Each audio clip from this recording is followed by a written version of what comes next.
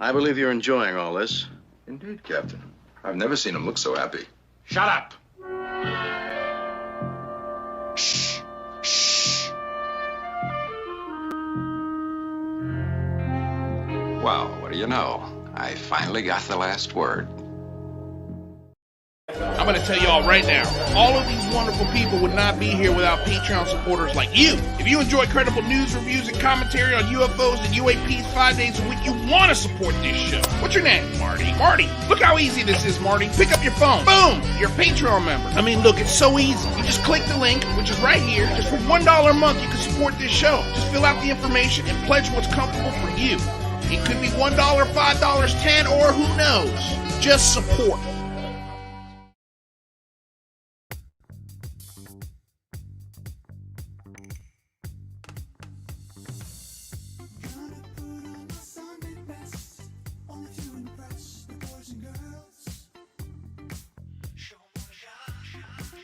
Hello and welcome to the Unidentified Celebrity Review. For the last week, I've been on vacation enjoying the wonderful weather, lakes, and bogs around Minneapolis. It was a great break, but it's good to be back thinking and discussing all things UAP. And it's really great to see all you here. Case for Infinity, Simon Fly, Renee Cruz, Stuart. Really glad you could all make it. John Russell, of course.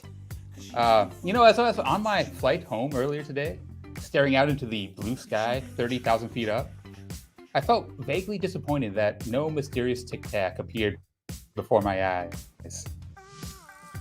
I was reminded of a tweet I received recently where someone was expressing their extreme disappointment that after thousands of hours of meditation and sighting attempts, they too came up empty. And it's tempting to say that negative results show that things like conscious initiated contact aren't real, but I don't think that's actually a fair conclusion. Perhaps people who claim to be able to mentally call out the phenomenon aren't really initiating contact, but quieting their minds from other distractions, allowing them to see what is always there. There is precedence for people seeing things that others simply cannot. People with medical conditions affecting the lens of their eyes can literally see things in the UV light range, something that's invisible to the rest of us. And there's also a rare condition where, in addition to the normal red, green, and blue sensors that most of us have in our eyes, some people have extra, mutated forms of these cones. This condition is called being tetrachromatic. It allows one to see colors the rest of us simply cannot imagine. So maybe there is a biological component that literally allows one to see certain manifestations of the phenomenon. Maybe these objects only come into view for those lucky when they try their hardest to focus. And it does seem to fit the bill for what many people report, but I hope it isn't the case. I want to see with my own eyes. But even if I'm biologically impaired for UAP sightings, I remain extremely interested. So let's dig in and get this show on the road. And if his childhood sighting is any indication, our host here does have magical eyes that are required for contact. So let's bring him in. Our host of the Unidentified Celebrity Review, Luis Jimenez. Hey, what's going on, brother? Good to see you, buddy. Not much. Good to be back. Yeah, it's good to have you back. Okay, so this is probably going to start off a little weird, but we have somebody in the studio. I don't know who that is. The mysterious hacker man returns? Yeah, maybe it's Hacker Man. I don't know. It's interesting. I'm curious to know who this person is. Should we bring him in before we officially start the show? See how? Sure, let's do it. All right. Hello, Steven?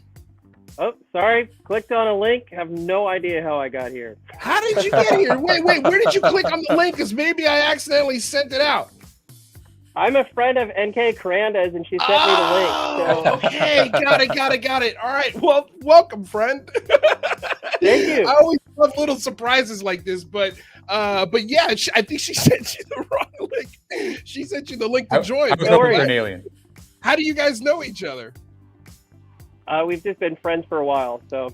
I watched right the Big Phone Home event, and it was fantastic. Oh, thank you so damn much. Well, what a wonderful little surprise. Well, Stephen, here's what I'm going to do for you, my friend.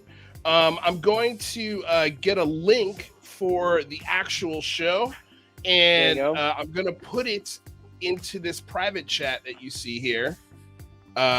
So just click on that link, and then you can watch the show. See, there you go. I didn't know I was going to be on today. Fantastic. Neither did we. Yeah, I was scared. I thought I posted the link somewhere where I wasn't supposed to. I'm like, wait a second. I just tweeted. What did I do? Okay, good. I'm glad I didn't make a mistake. It was just. No worries, man. We'll blame that. Got it. Thanks, Stephen. All right. Bye-bye. Okay. Hello. Good morning. Good evening. Looks good like day. NK good might have afternoon. clicked that link. Yeah. Right. Oh no, did NK click the link? Did we lose NK?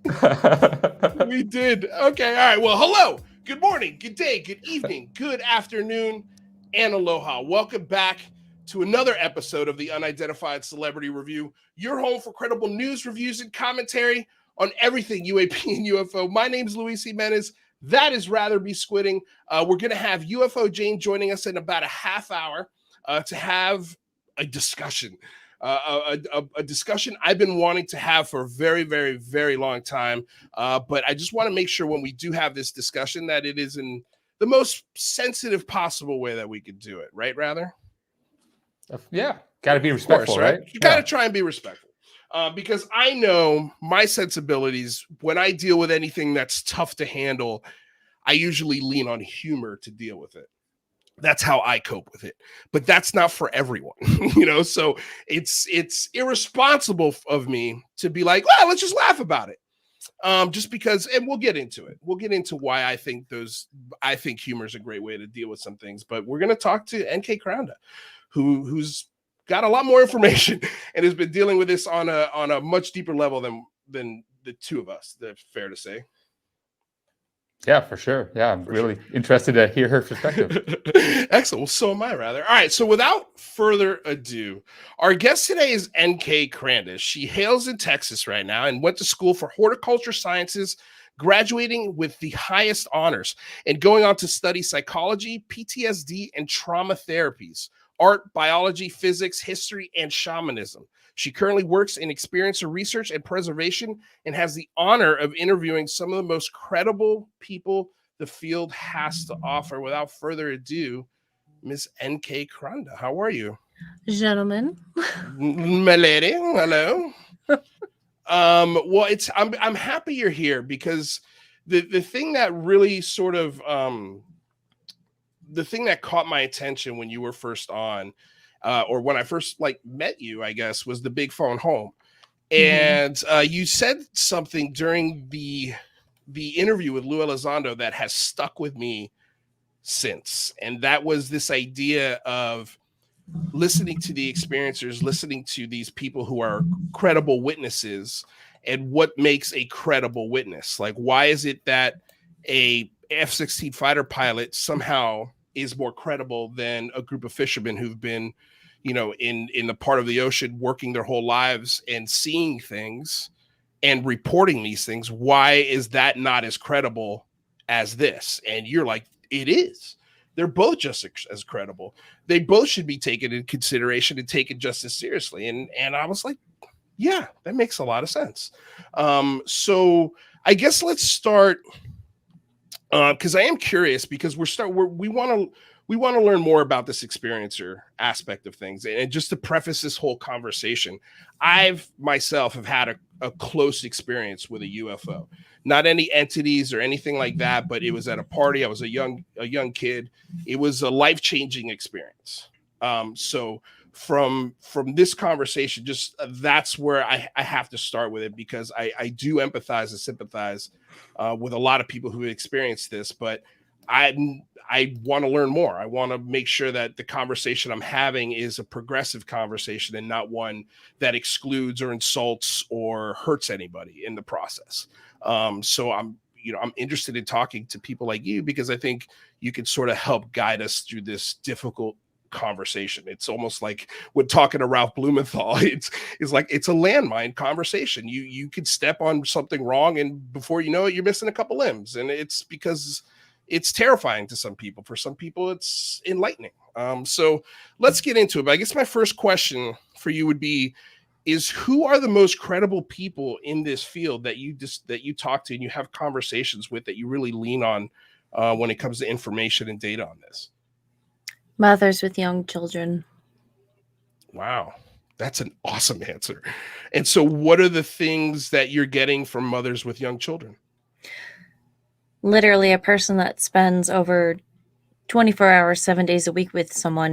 They get to know every aspect about them and what's right and what's wrong. And if someone tells me that their daughter usually goes to sleep within 20 minutes of being lying down, and they hear them on the baby monitor talking to an empty rocking chair for plus 45 minutes, animatedly giggling, taking pauses, not just babbling, it's I really do share with the parents. It's not just the moms, but really the parents that are watching their kids, and they're kind of watching this sort of thing unfold. Mm-hmm. Okay. Rather, did you have I see your face. It seems like you have a question. How often, is that common? Have you heard many stories of mothers having disturbing kind of stories, listening to the children on the baby monitors? Yeah, I'm actually one of the only researchers that deals with young children and children. So this is more often than not something that comes to me, because usually experiencers don't come forward until it's something that affects their children or their spouse or their friends. So more often than not, when someone comes to talk to me, I'm like, okay, is it you that I'm helping, or is it someone else? Who are we dealing with? I mean, it could. Do you find in a lot of cases that it's both people you're trying to help, not only the child but the adults trying to wrap their brains around what's happening? So in my research, the ages 0 to 6. I apologize for my pronunciation. I'm a little nervous. No, don't be nervous. Why are you nervous? So from zero. Hold on, wait, before you go, because I want to ease your nerves here. Please don't be nervous. Ryan Sprague's in the house, and he's saying, was very honored to have NK contribute to my most recent book. She brings a very empathetic lens to this field. And so I hope that puts you at ease. You're amongst friends, so please don't be nervous. I just can't wait to pick your brain because of exactly what he just said. Right. So I'm sorry to cut you off, but yeah, continue. Yeah, so from 0 to 6, we are closest to the source of our universe, whether you believe that to be God or dark matter or whatever it is. And school and church and our parents have not yet had the chance to, disenfranchise us from these things that we're seeing. We don't know that we're not supposed to see them yet. So from 0 to 6, it's a fascinating demographic of I've seen little people, I've seen black-eyed children, I've seen these things talk to me, I can move stuff with my mind. You can try and shoo it away, but they don't know yet that they can't do that. So they're my favorite demographic overall. So children don't shoot away because of their open-mindedness because they haven't been exposed to all of these influences outside of their house yet. They haven't built a personality. They haven't put up any walls. So therefore they speak to it in a more honest way, right? Because I know when I deal with kids, I was a teacher for a short while here in Los Angeles, and the kids are brutally honest with you. They've got no filter. They're like, "Hey, you're fat." Yeah, right. That's a good observation. Yes, very good. They've got no qualms whatsoever. So that is interesting. That's the first place you go. So can you tell us a little bit about maybe your favorite case that you've looked into or helped people get through us from a therapeutic level? And thank you so much for the $10 donation, Haley. She says it's payday for me, which means payday for you. Thanks for the stream. Thank you, my love. Truly. So yeah, what's the first one that sticks out in your mind that you went, man, this is fascinating? Sorry, I got distracted by the chat. I'm going to turn it off. No, don't. No. They're very entertaining in there. The chat can either be very encouraging or very vicious. No, my chat's very encouraging for the most part. And when they are vicious, don't sweat it. We like to make fun of them. There's a couple people in there that might give you a hard time, but yeah, ignore yeah, them. for the most part, they're It's pretty all cool. right. Yeah, I used to work in a high school. They ain't got beef. there you go.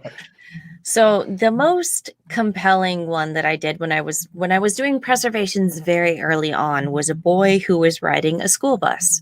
Now, this is a very rural area. There's only one road to school, one road back to the neighborhood, and that's it. So this kid got on the school bus, one of the last kids to get on the school bus, and they were driving along, and he noticed that the sky got very, very dark. And no one else seemed to notice. They're still talking, and he's sitting in the back of the bus. And all of a sudden, the bus driver pulled over and came to a complete stop. And he's like, well, this isn't school. This is a farm. What are we doing here? And all of a sudden, everybody just went really slack. And he stayed awake, and he hid behind the back seat of the bus because he didn't know what was happening. So he didn't know what it was at the time, but he was describing the smell of ozone, just that really powerful smell that gets your nose, like dad's using power tools kind of thing. And then this thing got on the front stoop of the bus, enough to make it shift. So there's a noticeable weight shift. And then this thing comes on the bus, and it's dressed in the very tall hooded cloak, all the way hooded down. You can't see its face. And it takes its hand and it starts pointing to kids. And these little gray aliens come on, and they start picking these kids up who are unconscious and don't wake up, and starts taking them off the bus. So this alien takes about, I'm going to say alien loosely, but this gray hooded thing takes about 5 to 7 kids, and they leave, and it's still very dark, and everyone's still asleep, and he's too terrified to move. And he's not sure how much time passed, maybe 15 minutes, maybe an hour, but gradually the gray thing comes back. They put all the kids back in their places, and they leave. And all of a sudden the sun comes out, the bus restarts, the bus driver just goes like, ugh. And he's freaking out. He's like, did you see that? Did you see that? Did you see that? They touched you. And everyone's went, no, I don't. Why are you always crazy? This is why you sit in the back of the bus. Like, you just need to stop talking.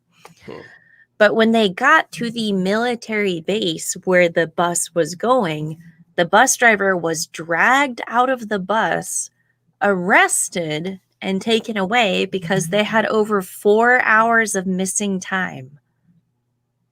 Wow. And this happened where? It happened in a remote part of the country where if you had put out like 7 police cars, there's only so many roads to go to. Like, you would have found them. Right. But for whatever reason, they just pulled over off that farm road, and then all of a sudden they were gone. So, do you know if there was any cameras or anything in the bus that might have captured anything? No, this was in the 60s or 70s, I believe. So no cameras on the bus. Wow. Okay. What's Yeah, I love the ducks, by the way. Thank you. They're lights, except they get in my hair. Oh, that's okay. I was gonna say, so how old was this child roughly? I believe they were about 8 or 9. Okay, and so when you say they, do you mean there was more than one kid who saw these entities come on the bus, or was it just one in particular? It was one male. Okay. And the extent of the account was serious enough that when they got to school, they told their teachers, they told the principal, they told their family, they told everyone that they could.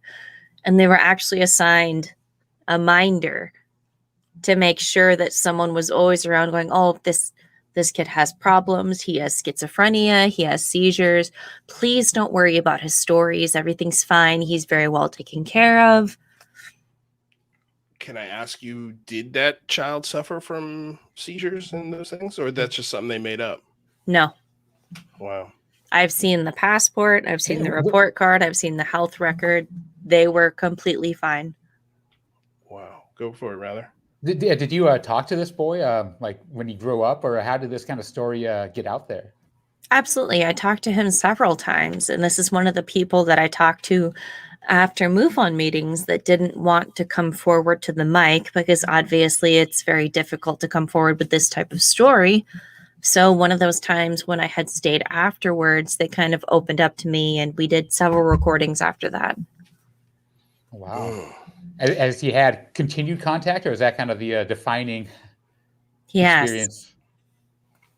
What? He has had So continued okay. contact. So do you think, or does he think, or what are his opinions as to why he was left on the bus conscious and waiting for these things to come back and put everybody in their place? He also said, I mean, he said it was anywhere between 15 minutes and an hour, but when they got the bus to the final destination, they've been missing for 4 hours. Correct.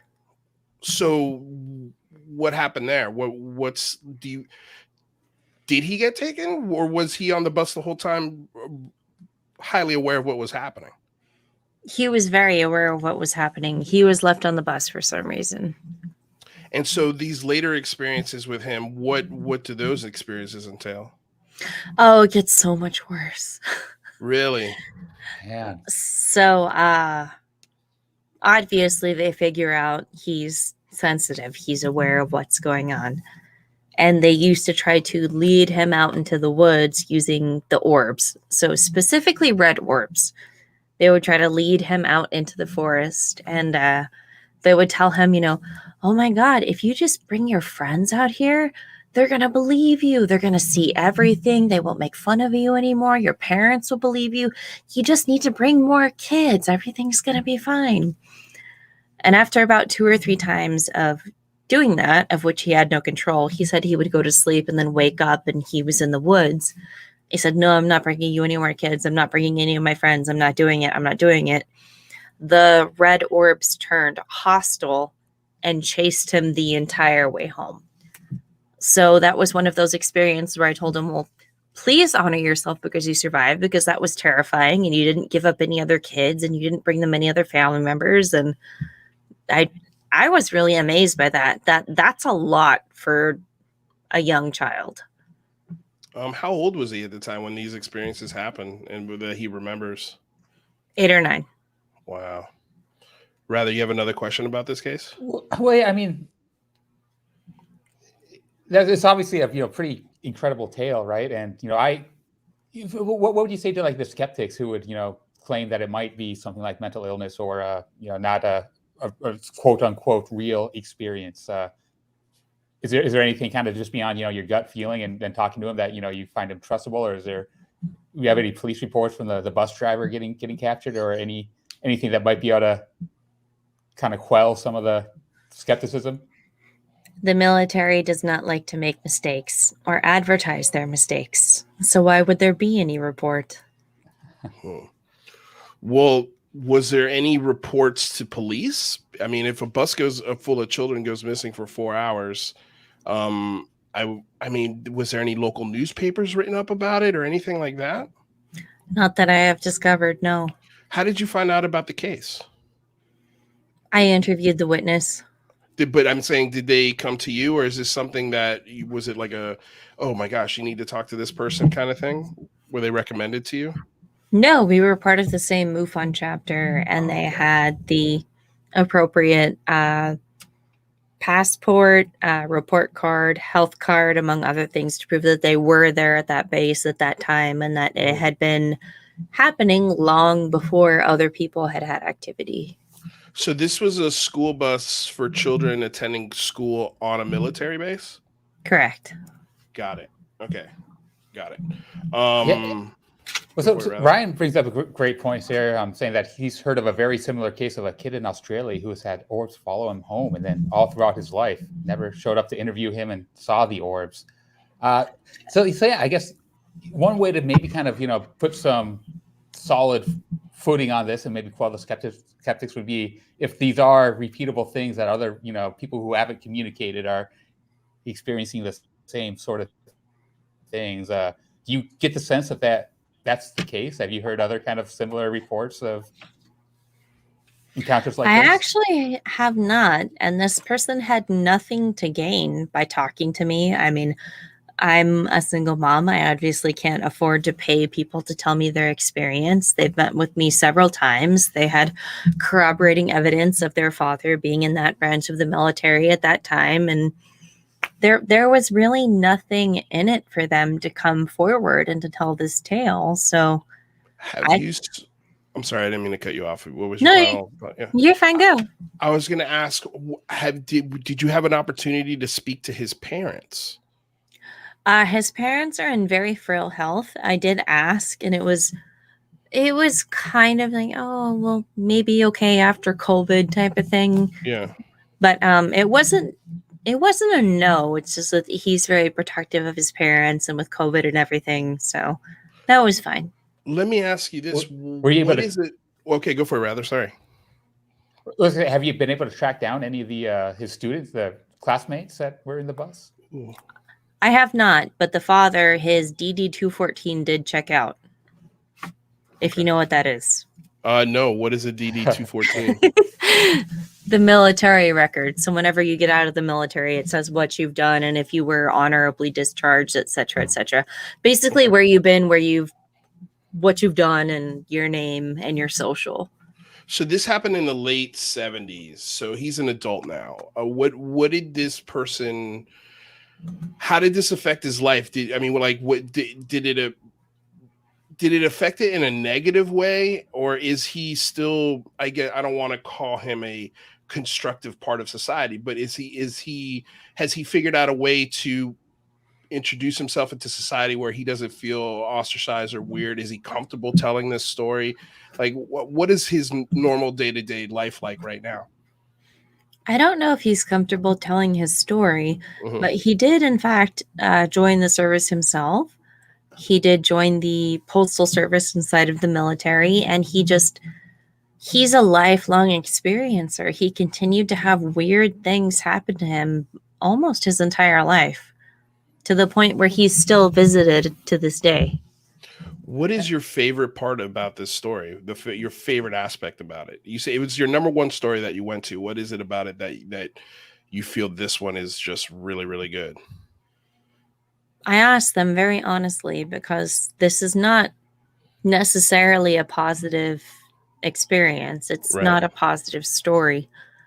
I said, if you could stop all of this today, would you? And they said, no, I wouldn't. I love what I have learned now, and I love how it's opened me up, and I want this to continue, and I want to keep learning, and I want to keep helping, which is really shocking to hear when, you hear the past of this and what's happened to him and what's happened to his parents. It's just, if I had the option, I'd be like, yes, stop it yesterday, please. I don't want to remember any of it. I'm done. I'm good. I'm out. Yeah. So kind of coming back to, the stories of mothers hearing their, little kids talking to something, right? What advice would you give to someone like that? Like, would you tell them to engage, or try to, like, is there any, engage, or should we, is there, if you ignore it, will it go away? Or what would you do as a mother, facing something like that? Well, I am a mother of an experiencer child. So wow. I definitely listen to her. I keep the conversation open. I don't let religion intrude upon my life. I'm very spiritual. I'm not religious.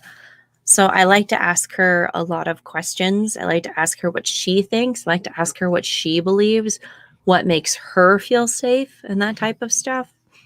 And she's come up with some very fascinating things to say. And I'm really glad that we can have those conversations instead of saying, you're possessed by the devil, here's a cross, go to bed and feel bad about yourself. What are some of the profound things that she shared with you? Oh my gosh, everything from the Black-Eyed Children. I was at UFO MegaCon Laughlin, and I was burning a DVD of my talk. I talked at UFO MegaCon Laughlin. Oh my God. But anyway, I was burning the DVD, and she looks at the man, and she's kind of cocking her head. And he goes, "What's wrong, sweetie?" And she says, "There's a woman standing behind you." And he goes, "Oh, what does she look like?" And she describes her. And at the end, he pulled out a picture, and she had described to a T his wife that had passed on, and that she was hanging around the booth. Wow. That's wild. That's your kid. That's my kid. Man, okay. Made her myself. I mean, this really kind of blurs the line almost of like supernatural and ghosts and the alien and phenomena, right? Like it's, I'm curious, do you have any theories on which of the above you think might be causing this? I mean, most of my experiencers are multi-phenomena experiencers. I don't think it's just aliens or just ghosts or just Bigfoot or anything like that. It's more often than not, it's a whole plethora of things that kind of just interweave themselves together. Do you think this phenomenon is all the same thing? Do you Just think that there's any expressing chance that it itself? might not be a? Ooh, rather, I think we're on a lag here. Rather, Yes, I think I might have a little technical difficulties on my end. I apologize for stepping. no, it's okay. It's okay. All right, no, ask your question. I'll just be aware of it now as we go forward. I forgot what it was. Go ahead. No, sorry. Sorry. Okay, so let me. Okay, how do we keep a? I guess I don't want to say skeptical mind, but how do we ensure, as the people listening to these stories, as the as you're trying to keep an open mind, how do you differentiate this person is not being honest with me versus this person is being honest with me and I feel like they've experienced something visceral and real? I've actually written an essay about frauds, which I will try to sum up to you, is that my archives are full of people that are alone and survivors and have gone through really terrible traumatic things most of the time. Mm-hmm. And to defraud me, there's really no benefit. It's not like I have my own show. I don't have money. I don't have a book. Would you really want to be put into those archives and then declare yourself a fraud and be amongst all those people? And I mean, I think there's kind of a third option, right? Of being a fraud and telling the truth, and your truth being like the same objective truth that someone sitting next to you might experience.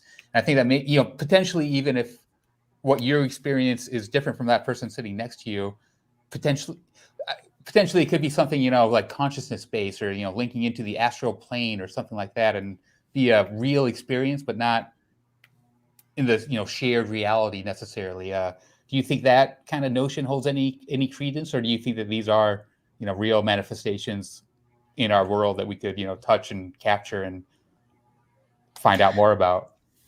I really don't think of them as frauds. I mean, there's so many different ways to contact the phenomena and receive the phenomena, which is why I'm as open as I am. It's why I didn't specialize in one thing like so many researchers do. It's such a wide pantheon of contact and other things like that. So why not preserve it? Why not see what's going on with them and then preserve the account and then move on? It's really, like I said, there's no financial or monetary gain. If you want to take the time to come out and waste 90 minutes of your life to tell me a story, good for you. I mean, I believe you as much as you believe you. You get to go in the archives, like, good for you. But I think that there's much, much more to it than we think that there is. And just because I don't understand it, it doesn't mean that it's not real. Right. Exactly. And I wasn't trying to imply that, they were frauds or anything, but it's quite possible that someone could be convinced that something is real and it isn't real in the sense that, it might not be in this reality, right? The other kids on the school bus might not have had that same experience, right? That might not mean that it's false. It might mean that there's some weird linking into a different form of reality or something like that. I guess that's kind of what I was trying to get at. And oh my goodness, we're 3 movies deep into what reality is, Mr. Rather. Explain that. What do you mean by that? I mean, there's the Matrix. There's all kinds of stuff about what reality is, and whether it's planes blending in or we're perceiving a different plane and living on a different plane. I honestly cannot say which is the right one. So I try to be the listener, the all-encompassing, and if you want a preservation and you're willing to work with me on that, I'm very, very open. Has there ever been? I do. Okay. I had another question. I was gonna say, has there ever been somebody that you have archived that you feel was wasting your time, or have you're just open and you're there to listen and you're not there to judge, basically? No, There was someone out there that claimed to be an MK Ultra boy, and they had gone on whatever planetary mission what's his face said they were farming kids to, and it was basically just a big waste of 45 minutes of my life. And there's no problem as a professional drawing a line and say, you know what, thank you for your time. I've decided to move on, but I really don't want to preserve this. And that's the benefit of working alone, is that I don't have to preserve anything that I don't want to. There was I'm curious how you answer this statement, because I really am, I value your insight, and I'm just curious to know how NK would read this and answer this. Preston Paget says, we need consistent and credible data from reliable scientific instrumentation. I'm open to people sharing their experiences, but that is not going to move us forward. I will say to you, Mr. Preston, the same thing I said to Mr. Elizondo, that the human beings have their own square box of science of everything that we understand. The phenomena does not fit inside of it. That's fair. Okay. Akashi Krish with a $5 donation says, love you, NK. Do you see children lose that connection as they get older / have you studied older people? Could we have clean filters in beg and end life? Absolutely. It's one of the demographics I study, is that 0 to 6 are the most active. They taper down and then they come back into puberty, and already sensitive kids tend to explode. I don't know if it's because of the stress of school or if it's because of the hormones, but they just really seem to quicken right about then. And then it tapers off again because you have girlfriends, boyfriends, school, work, college, everything else. You've already been conditioned by the church and your school and your parents to not believe in these things that you're seeing. You can say, oh, it was just a dream, or oh, that was just a shadow, or something out of the corner of my eye, whatever. But when you get to ages 65 and over, their lives have slowed down significantly, and they tend to notice things more. They care less about what people think about them. And more often than not, when I go to, it's not really a deathbed confession, but when someone is on their deathbed, they just really don't care anymore, and they want someone to please just write down the truth. Please, if it's my great-great-grandchildren that read this, I don't care. I just want someone to know what happened to me. This is a comment I love. I love Rodrigo Vieira. He's been a huge supporter of everyone's channel. He's always watching folks' channels, giving them support. But he says it's a good thing that Science Box is getting bigger every day. It inspires me. Do you agree with that? Do you agree that box that you drew out is getting bigger, and maybe science could start coming over to this conversation? Oh, absolutely. I love it. I love the fact that we're experimenting with ketamine to help people with psychological disorders. I love the fact that, we're trying all of these new things that in the 1950s would have just been extremely, not allowed, but we're not quite there yet. I don't think that we're quite there yet to encompass an entirely different species and all of their technology and all of their science and possibly the universe itself. I mean, I think that the human science box is probably this big. It's a lot to fit in there. Do you think they should be doing more as far as science, or, like there's the Galileo project, which is trying to identify UAP out there, but they're, really not focusing on the abduction phenomenon or experiencers at all. Do you think that's a oversight, or do you think that it's going to be, we got to start at the UFOs and work our way to the more complex issues? I mean, if I saw a car accident, I'd worry about the driver more than the car, but you got to start somewhere. I mean, I don't hash them for it. I mean, like anyone that works in this field and they're trying and they're making moves forward and they're helping for all of us to learn and have more education and everything else. I mean, I think that's fantastic. So I don't think one of us is any better than the other. If I could give you the keys to the discussion, to control the discussion, let's say the discussion was a car and I could give you the keys for it, where would you start? Nikola Tesla. Seriously? That's where you'd start, Nikola Tesla? He was doing things hundreds of years before we could. I mean, if I could be there while he was building Wardenclyffe Tower and just like, here, as much money and pigeons as you want, go for it, man. Like, no, but I mean, like with the conversation today, with this revelation of these videos and the New York Times article and sort of this narrative of this military perspective, which is, it's a very heavy military perspective. And it seems that's what's getting the ball rolling within the government to maybe look at this seriously. But I'm curious to know where would you start? Where would, if NK had the biggest budget in the world, how would she start to tackle this conversation? follow the money. So you'd launch investigations into what? I would follow the money, find out where it's going. Where is it disappearing to? What money? Can you be more specific for me? Especially like in the United States, the taxpayer money, like where is it going? Sorry, where is it going? Especially, but there's those blacklisted programs that are getting hundreds of millions of dollars a year, and especially, I will quote David Paulides. You know, the reason that they're not expanding upon the missing people in the 411 aspect of it is that state parks do bring in a fair amount of money. So if you follow the money, you know, you can find all of these different programs and different scientists in different places that have already been experimenting and looking at this stuff, and they haven't been saying a word. Yeah, so you think that they know that these experiences are true and are keeping it from us? Well, yeah, I mean, the TikTok videos are how old now? 2017, 18? Yeah, 2004. 17. Yeah.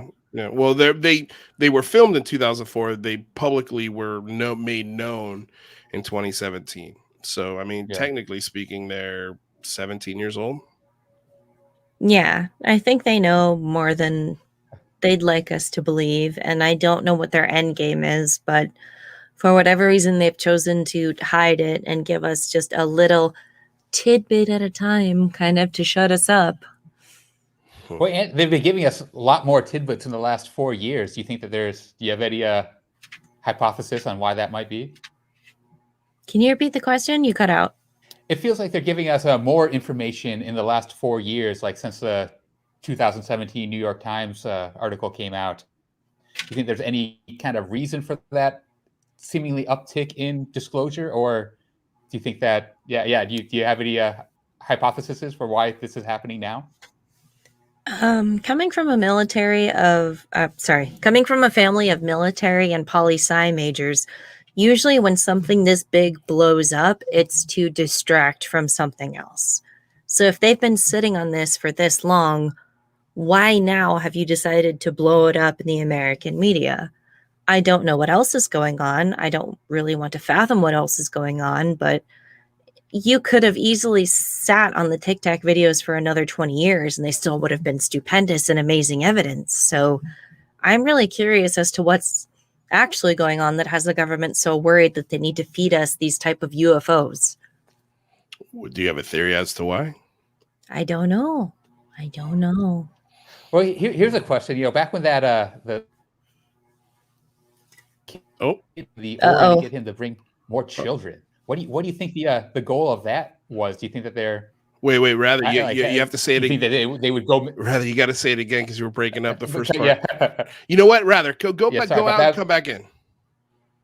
Right on. Let's see what happens. Let's see if that works. Hopefully that works. Okay, this is good, NK. I'm liking this. Are you sure? Yeah. No. Why would you think not? I'm just like I just.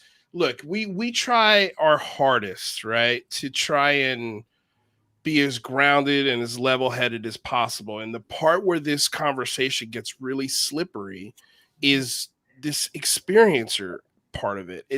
I don't know why it's slippery because I feel like, as Michael always loves to say on this show, he doesn't like to feel like a sucker. He doesn't want to learn that he's been suckered into believing something that's not true. So I guess, like, how do we balance that? How do we that's what I'm trying to learn. Like, how can I be sensitive to that conversation, but at the same time still hold its feet to the fire? You have to hold within you what you believe to be true. which is the same thing as psychology, is that you have healthy boundaries, you maintain them no matter what, and people that slam against those boundaries and get super angry, that's a big red flag as to why those people should not be in your life. Let me ask you, what are your boundaries for the conversation? My boundaries for the conversation are that, my time is precious, that I have a child. My whole life is geared towards raising my child. I want to raise a kind, responsible, respectable citizen and to, have her be smart and knowledgeable. So if a person wants to talk to me, they can have 5 minutes of my time, but if they're rude or indiscreet, or if they just want something, Peter Robbins has a great quote, is like, stay away from people that want something or they're after the money, and please do not get stuck in an elevator with them. Why? Because you're going to get pitched to death, or they might do something weirder? Probably pitched to death, but okay. Just have those strong boundaries. I'm actually writing a code of ethics in my book for not only researchers, but for experiencers and the way that they interact with each other, because one is either greatly exploited than the other, or the other is greatly exploited by the experiencers.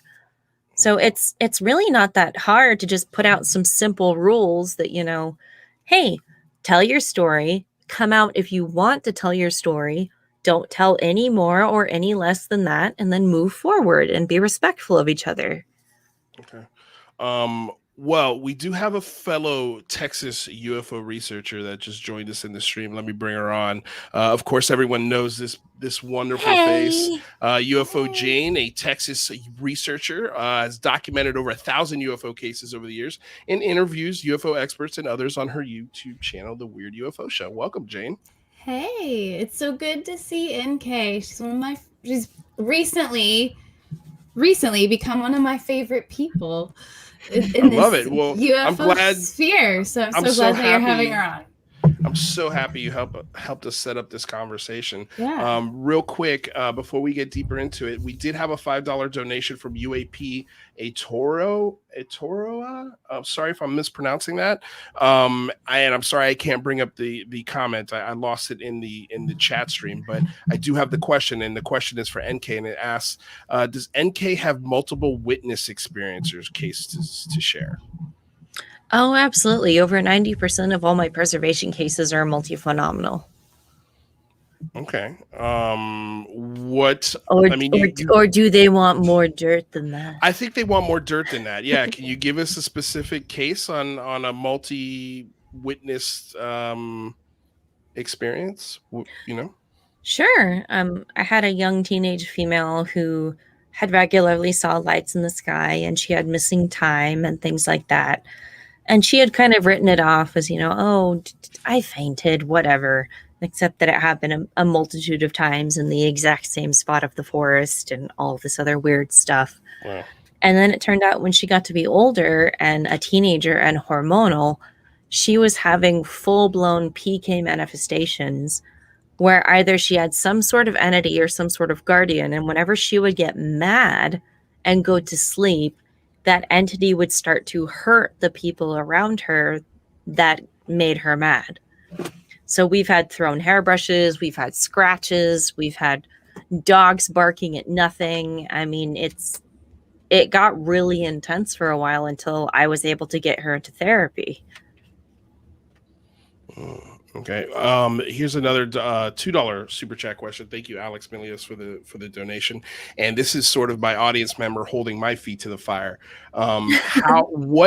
Because I always for me, at least today, and that's not saying that this can't change or these things can't be flexible, but for me, the standard of information as far as how do we get this conversation to the masses? How do we have people talking about this on the water cooler or at the soccer field or, in the grocery store or at the hair salon? Like, how do we expose this conversation to the masses? And for me, the burden of proof is starting. I always say on the show, if I can't take it to a senator or a congressman and convince them with it, I can't use it, because for me, right now, and maybe I'm wrong on this, and I'm okay to be wrong, but for me, it's how the best way to get this conversation so everyone is talking about it and demanding more answers, is to have an authoritative figure who people respect and trust come out and tell us that this is happening. And so if you get public hearings, if you get the president of the United States, if you get someone on that kind of level, a secretary of state, active secretary of state, talking about this on a very real level and given proof that they can tangibly present to the American people, is there any part of this conversation that I could tangibly take to a senator or congressman and convince them in, say, less than 5 minutes, an elevator pitch? Sure. I mean, what would you take to the desk of a congressman or senator to convince them that, hey, they need to pay attention to this? I've talked to generals, I've talked to surgeons, I've talked to pilots, I've talked to stay-at-home moms. It's actually very easy. You just say, hey, have you ever had anything happen to you that you can't explain?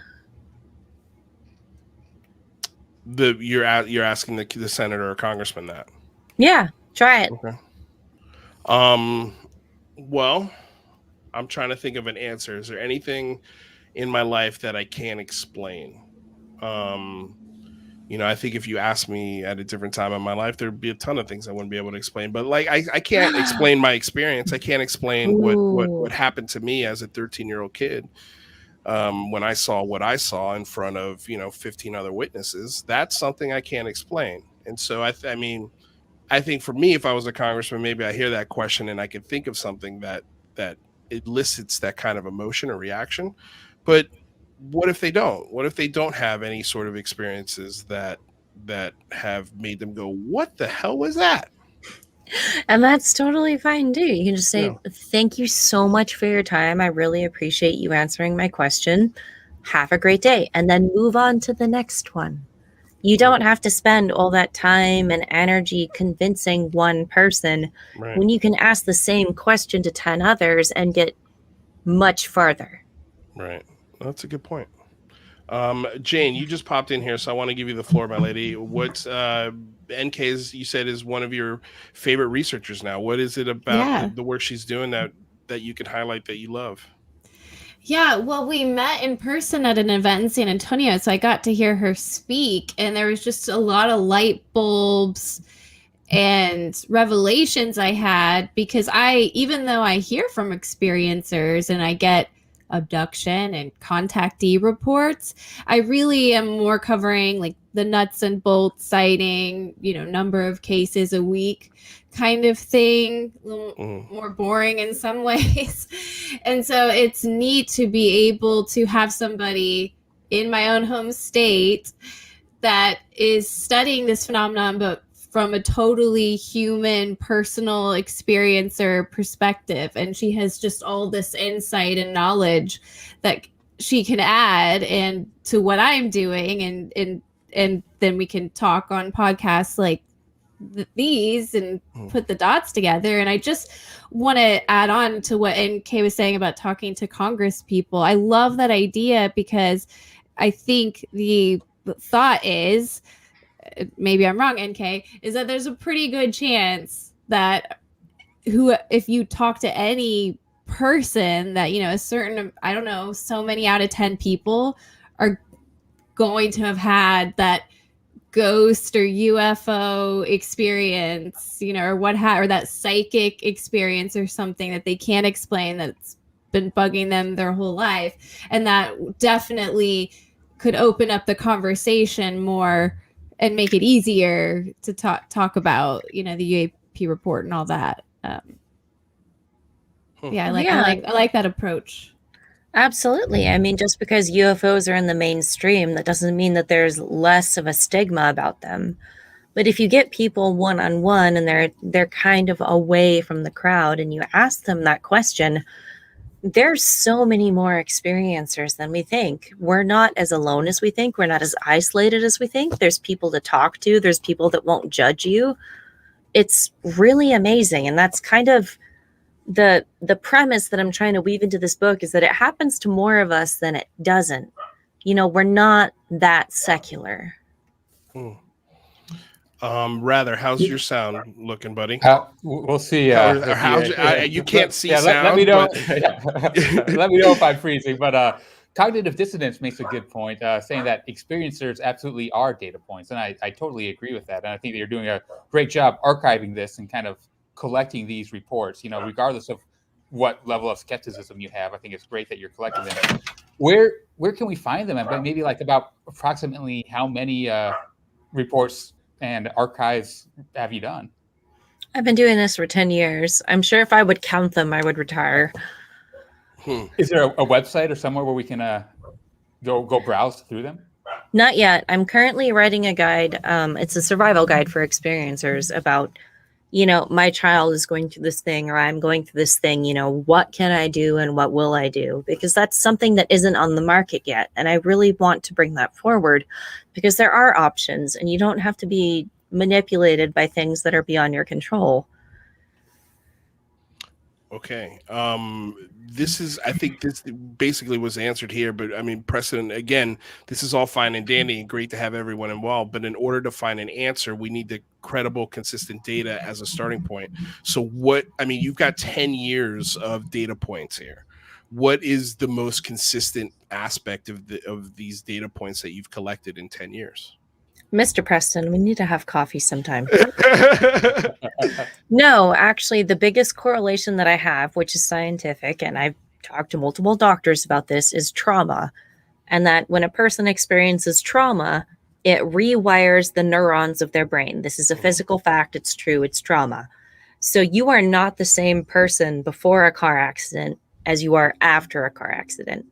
And maybe like rewiring a radio, you can pick up different channels or different things that you couldn't hear before or see before or experience before. I know that trauma is the key, and maybe I'm not a doctor or anything like that, but I've seen it over and over and over and over again, especially working with military vets and children that have been through trauma and things like that.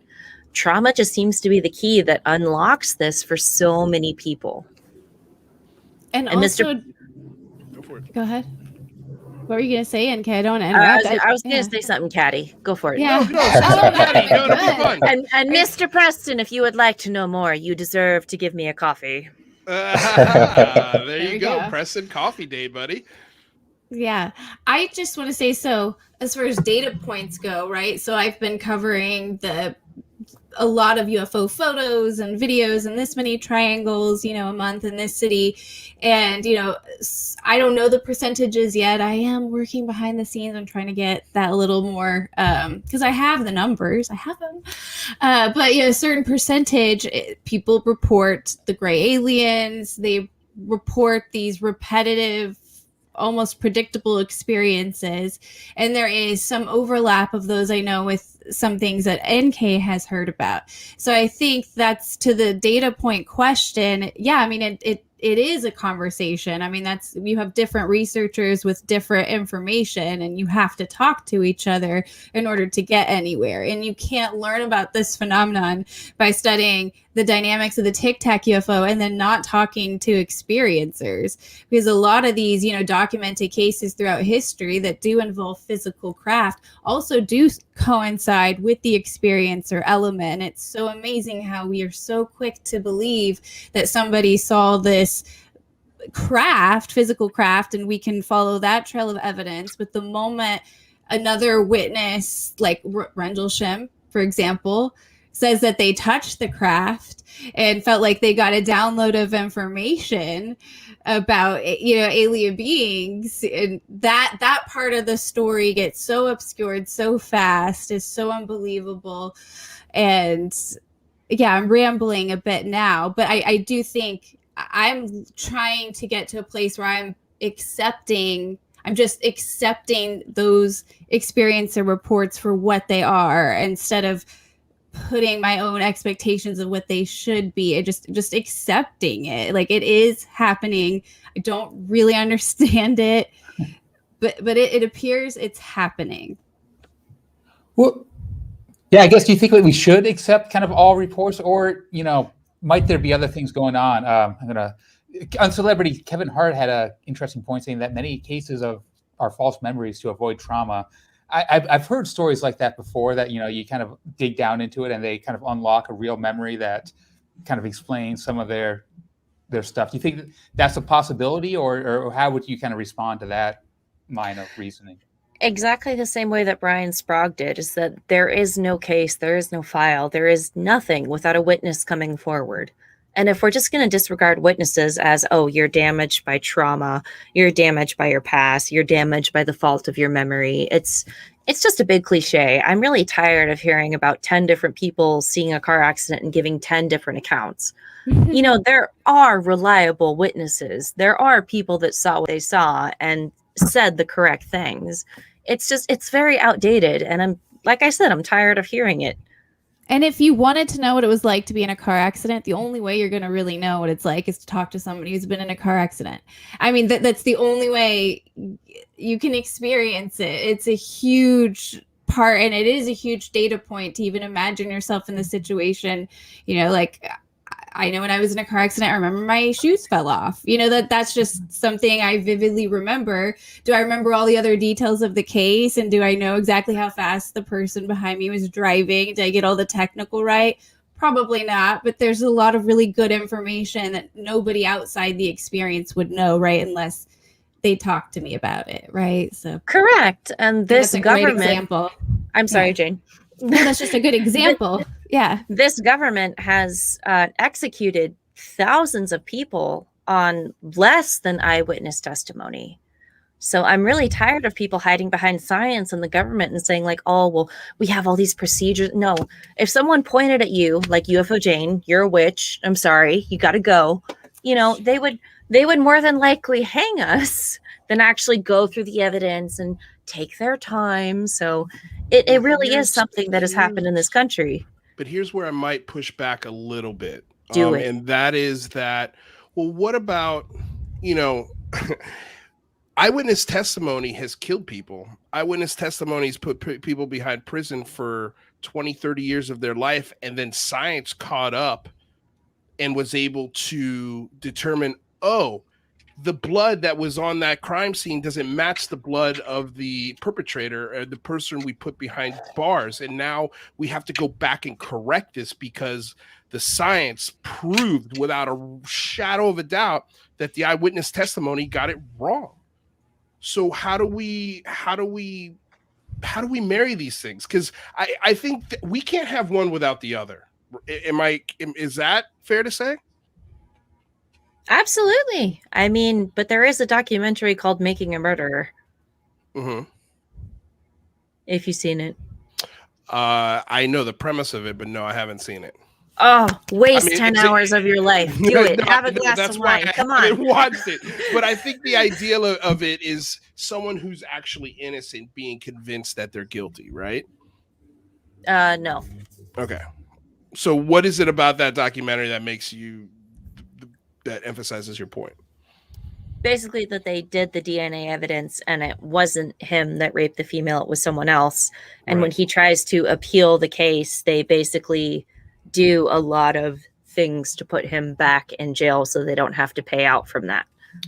Right. No, I understand that and I get that, but that's one out of hundreds of cases that have been reversed. I also interviewed lifelong prisoners. I mean, I could bring you a list if you want me to. No, I mean, okay. What do you got, Rather? I can see you want to ask a question. Well, I mean, don't you accept that it is possible that, there is mental illness and that there could be cases where someone has, experiences, thoughts and visions and, hears stuff that, really aren't there and are medically explainable as hallucinations and as mental illness? And how do you address that? And do you think that falls into any of this, or how can you rule it out, How can I personally rule it out? Yeah. Or how could you, help convince other people to rule it out? Oh, I have a network of different therapists and other things where I go, hey, I really don't want to hurt this person more than I am helping them. Here are their demographics. Here's everything but their name. Do you think this is something I should pursue or should I refer them out? How often do you refer them out? I have referred out less than 10%. Wow. How many you said you've been doing this for 10 years on average. How many do you knock out a year? How many do you think you have in total? Oh my God. With COVID, it's really hard to count. Usually on a good year, when I'm really careful, which I'm going through the interviews and doing everything, I can do about 12 or 15 a month. That's kind of a slow month. A month. Wow. But like I said, I like to go slow. I like to do a good job. Okay. That seems like a lot to me. 12 experiencers that you're documenting in 1 month. It's a passion project. Wow. Okay. This is a great comment from Steve Bounds, and I really enjoy this comment. Not everyone needs to search for the answer. Diversity of researchers is important. NK is talking to experiencers. Others can research UFOs for answers. And I think that's a beautiful point, is that there's no wrong way to look for these answers. There's a lot of different paths people can choose to devote their attention to, or try and see if there can be convincing evidence to share with other people that sort of brings the reality of this situation to light. But I guess we're at the hour-long break. Let's do a quick commercial break, and then we'll get back with NK, because I want to talk about steps people can take when stuff like this happens to them, and what are the safest, best practices for people who have experiences. But before we do that, let's hear a word from our sponsor. It's not really our sponsor. It's just you asking you to join our Patreon. Enjoy. I'm going to tell you all right now, all of these wonderful people would not be here without Patreon supporters like you. If you enjoy credible news, reviews, and commentary on UFOs and UAPs 5 days a week, you want to support this show. What's your name? Marty. Marty, look how easy this is, Marty. Pick up your phone. Boom! You're a Patreon member. I mean, look, it's so easy. You just click the link, which is right here. Just for $1 a month, you can support this show. Just fill out the information and pledge what's comfortable for you. It could be $1, $5, $10, or who knows. Just support. I guess my voiceover skills aren't as good as I thought. This guy's like, sounds just like Luz. Well, there you go. Okay. Someone did have a question here. Spaghetti Lee asks, what degrees does NK? I mean, I have degrees, but does it matter? Do I have to list them all? You have multiple. I do. And certifications.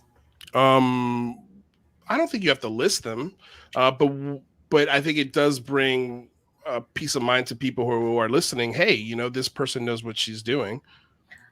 A piece of paper does not mean education, but that's okay. No, I actually have an associate's degree with highest honors, and I have a bunch of other certificates, and I just studied a lot of stuff on my own because I didn't want to pack all of that stuff into a degree, which was way much more money than I could afford, when I could get the same textbooks and the same teachers and do things on my own. Okay. Okay. So let's get into, and I don't think a piece of paper signifies how educated you are. I mean, I don't have any college degrees, so I don't think. Well, I heard people asking about UT Austin, and I'm a graduate from UT Austin. But let's just say I spent a lot of time partying on 6th Street at UT Austin. So, I learned a lot. I'm grateful for my education, but most of my learning started. I didn't even get into UFOs. Until afterward, right? Yeah. So I just could not agree with NK even more anymore, especially in this field. But to people's point where, are you educated? Are you a serious person? Because when, let's say we are having Big Phone Home 3, right? We've got some Congress people on a panel, those papers and those frivolous things sometimes can help. But would it be all right if I brought up the mental illness thing a little bit, and why I think that's so? I have no psychology or degree or experience whatsoever. I have many YouTube degrees in it, is what I like to say. So I've watched many videos trying to understand different perceptions, I guess. And remember that you could have somebody that has schizophrenia, that has depression, that has any kinds of things going on with themselves, and then also see a UFO or also have an experience. And so I think there is an inevitable overlap between these worlds, and that also that can trigger, having an experience could also potentially trigger things like anxiety or repressed memories, right? Or things like that, right? So it's interesting when we are talking to somebody who's been in a car wreck or something, a traumatic event that we have proof that we know that they've been through. How do we handle a person like that? We know they've been through a traumatic experience. They may not be clear about what they've been through. It may have affected them and their emotional state. But we don't discount everything they say or say that, push them to the side. So I think we need to, if aliens are visiting and interacting, it would no doubt be a traumatic or if positive, even if positive, it would be a world changing experience for you, especially if it happened, as a young child and then reoccurring. So I think the way experiencers are sharing their testimony is what you would expect it to look and sound like. So when I say I just try to accept it for what it is, I'm accepting the reports for what they are, and the way that experiencers express what they've been through is pretty consistent in many ways. No, you make some good points. It's tough. Like, because for me, and I'm just speaking for me, if you tell me you're schizophrenic and you saw a UFO, I'm going to have doubts. And why am I not allowed to have those doubts? Is it wrong to have those doubts? Am I being too judgmental? Like, how do I guess I'll ask you, NK, like, how do I process that as someone who's trying to be open-minded and understanding, but also trying again to keep at least one foot on the ground? It's difficult, but I'm curious to know, like, how do you do it?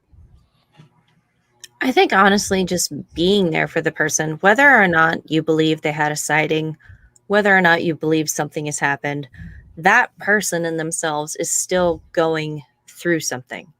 So being an active listener, not being judgmental, even if you don't know what to say, just like, look, I really don't know what to say to that, but thank you so much for telling me and for trusting me. I will definitely keep your confidence. I really appreciate that.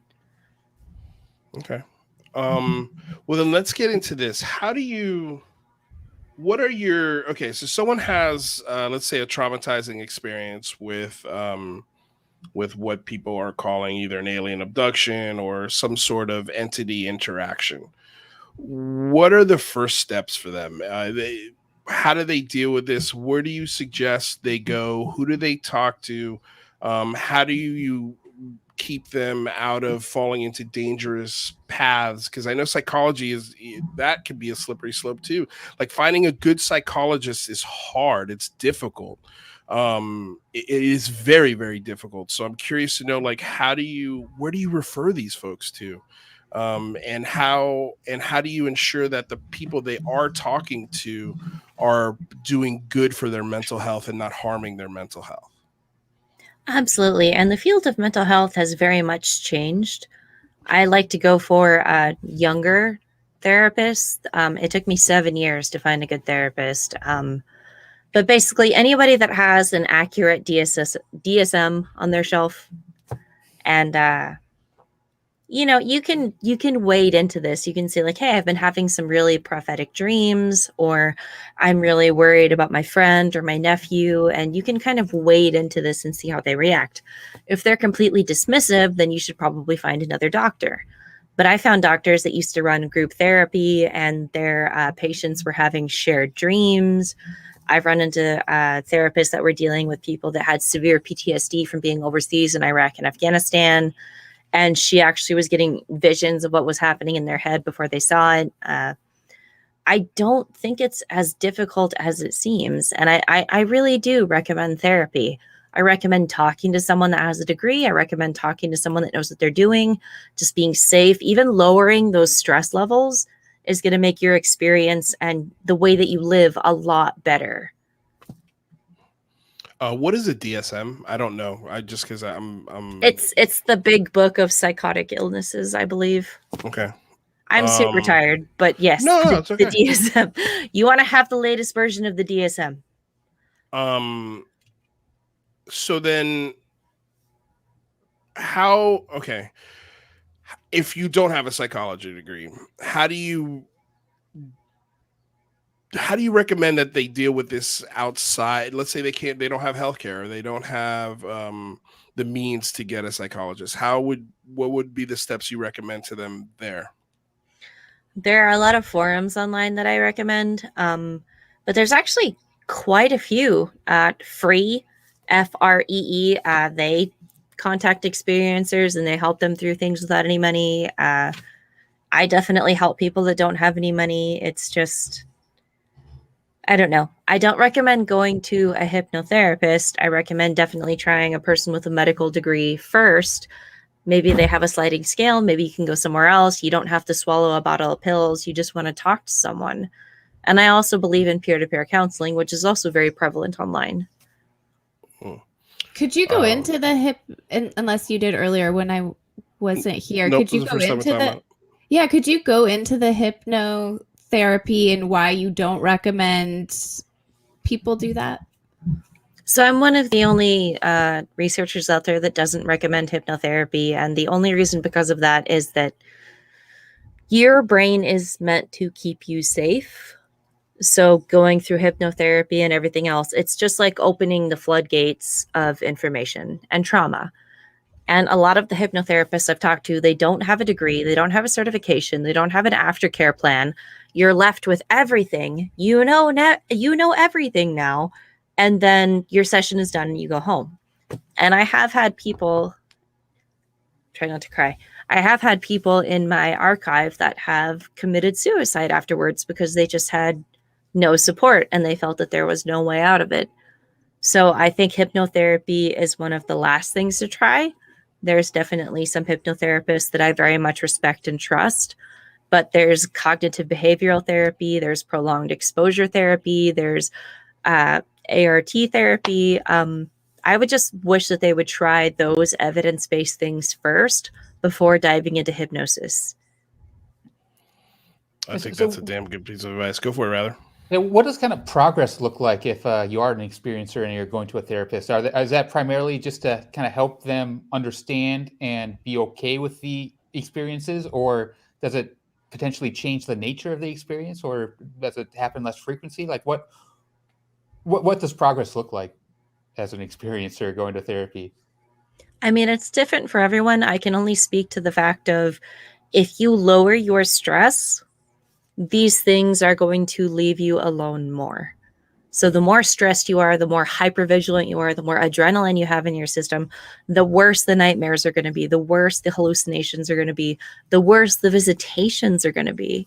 So even if you see a therapist just to talk about the things that are happening in daily life, I mean, you really have nothing to lose except for your fear.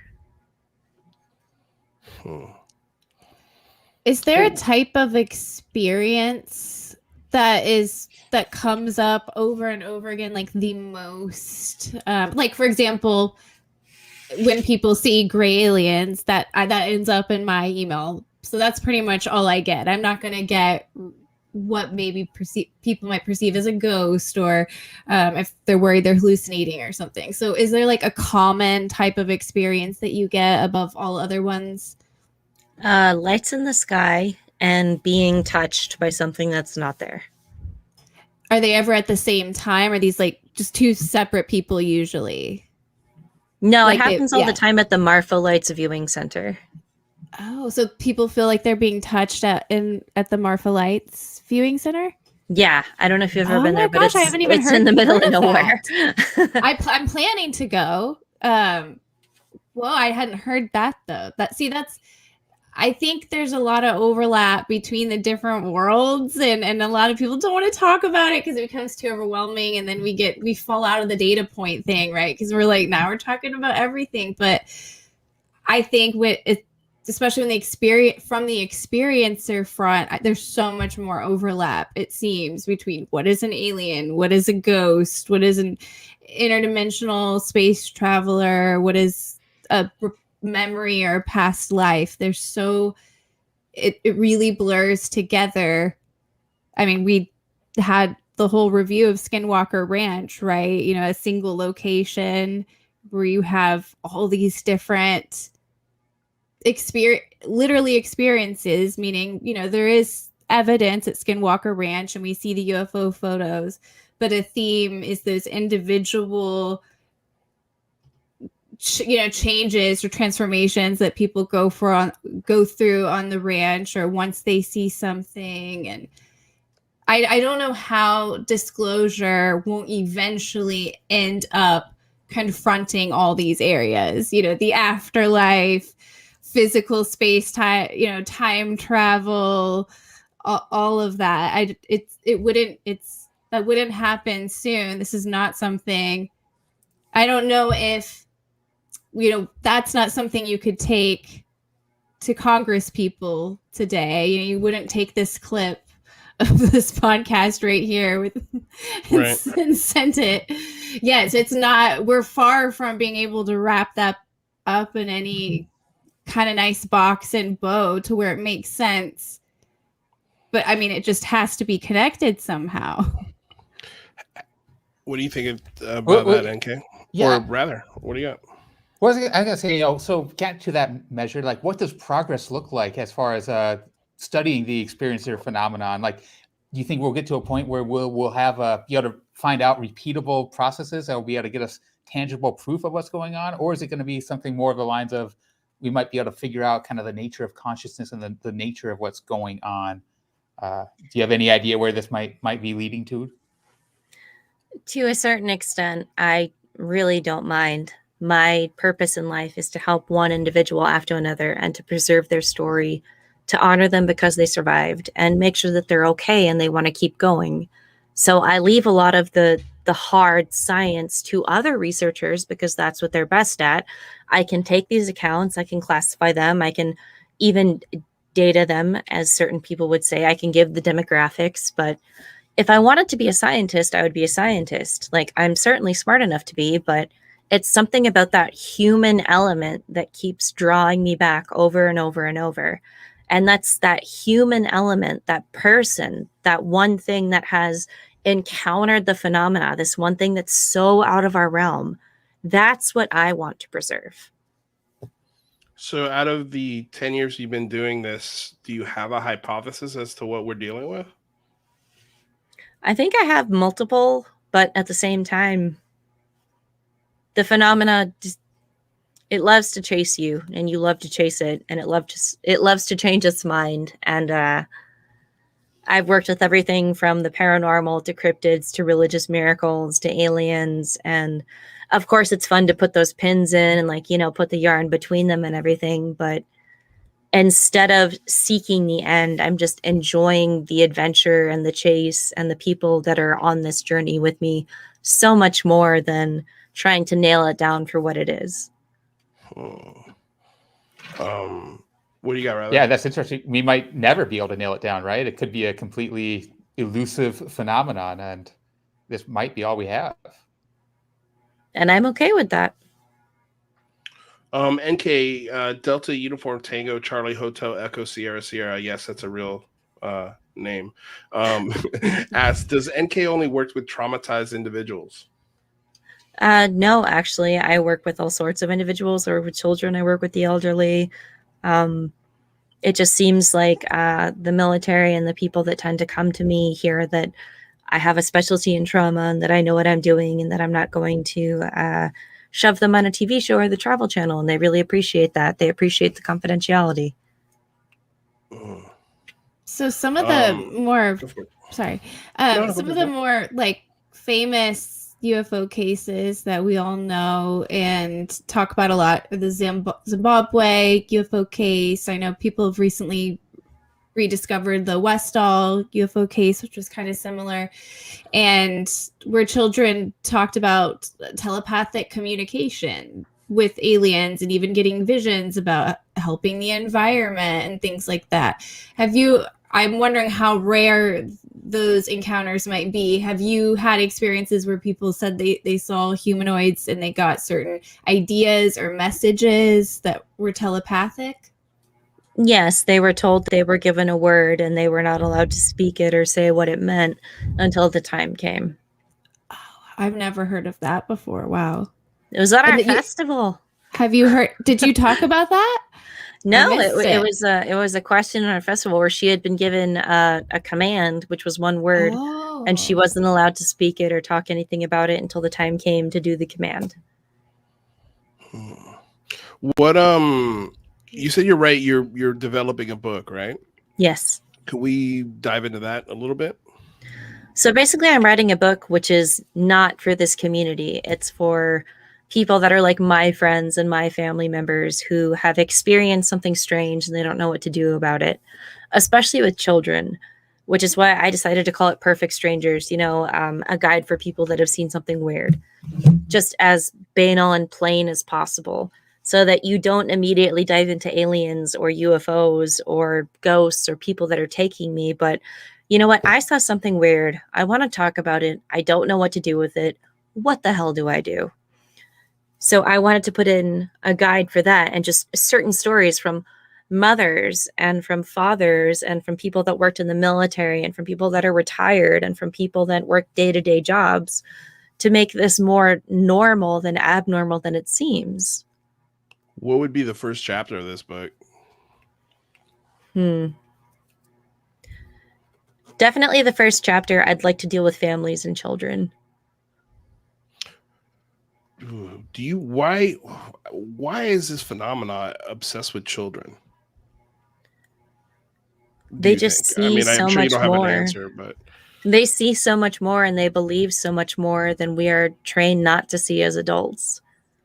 And we don't believe them as adults. Yeah, NK and I were sharing some stories. My son's 9 now. He's just a normal human being now.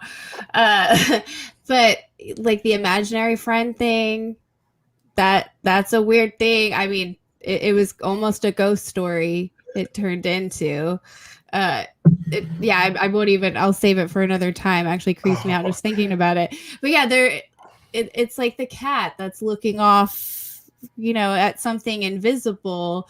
Kids definitely have this whole other imagination and worlds, that starts to just fade away as a society rubs off on them. And so this phenomenon is so elusive. It's obviously intelligent to the degree like what NK is saying. It chases you and it chases it. Seems to know we're trying to find it and observe it. And so we're lacking the perception for it. It seems, for the most part, is why maybe more of us don't have experiences. So that's why I say the mental illness area, I do think, is inevitably and frustratingly overlapping.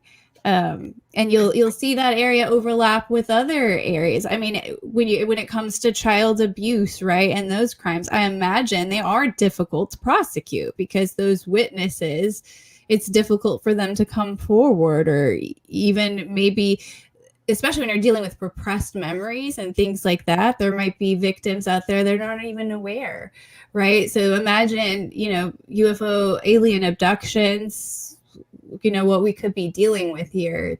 It's pretty heavy.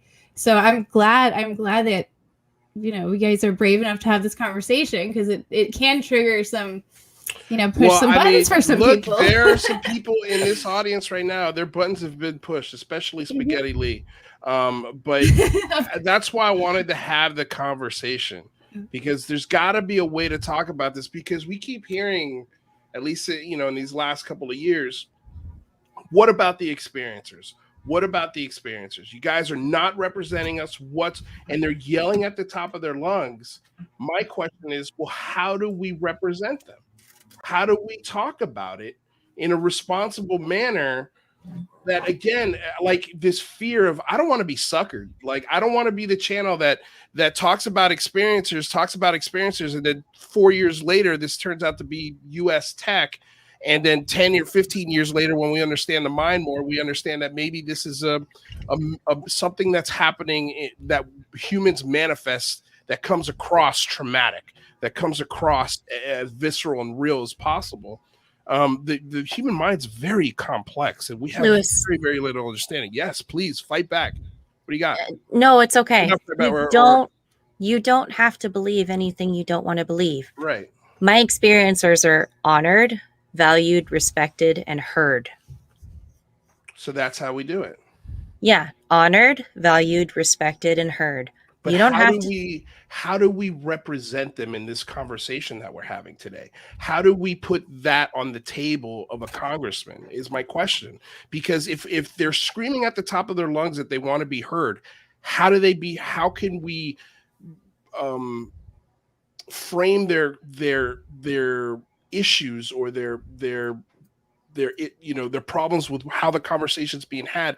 How do we frame it and put it in a way that people can digest it, maybe get a better understanding of it? Basically, that it's the trauma. It's the trauma of when no one believes you. And just like Jane was saying, when it comes to sexual assault and things like that, and trying to have the evidence to prove that it happened, maybe we will never have the proof. But we can continuously bring forward their story. We can stand behind them. We can continue to do these things. And we are being heard. I mean, just the way that MUFON has changed within the last 10 years, which I've been noticing, the way that conferences have been changing to, allowing actual experiencers places to talk and people that work with experiencers to talk. It's not all in vain. I'm seeing the changes happen. And especially, I'm writing a book. I know Jane listens to a lot of experiencers and everything. So, I mean, I think people should keep talking. It's definitely causing a change. We may not see it as a huge tsunami of change, but it's happening. Yeah, and I think, by listening to these people and by hearing them and respecting them, we have learned something, right? The link of trauma, I think, is a very interesting link that is, could be a puzzle piece in figuring this all out. And maybe there's other puzzle pieces. Like, are there any other links? Like, have you had any hereditary links, like mother and child kind of both experiencing the same things, or other maybe biological similarities that we could maybe help to get closer to what's really going on here?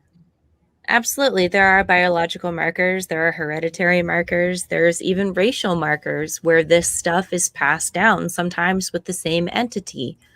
It's just unfortunate that not as many people are willing to come forward. They could lose their job. They could lose their children. They could lose a whole lot. There's a lot on the table here for experiencers.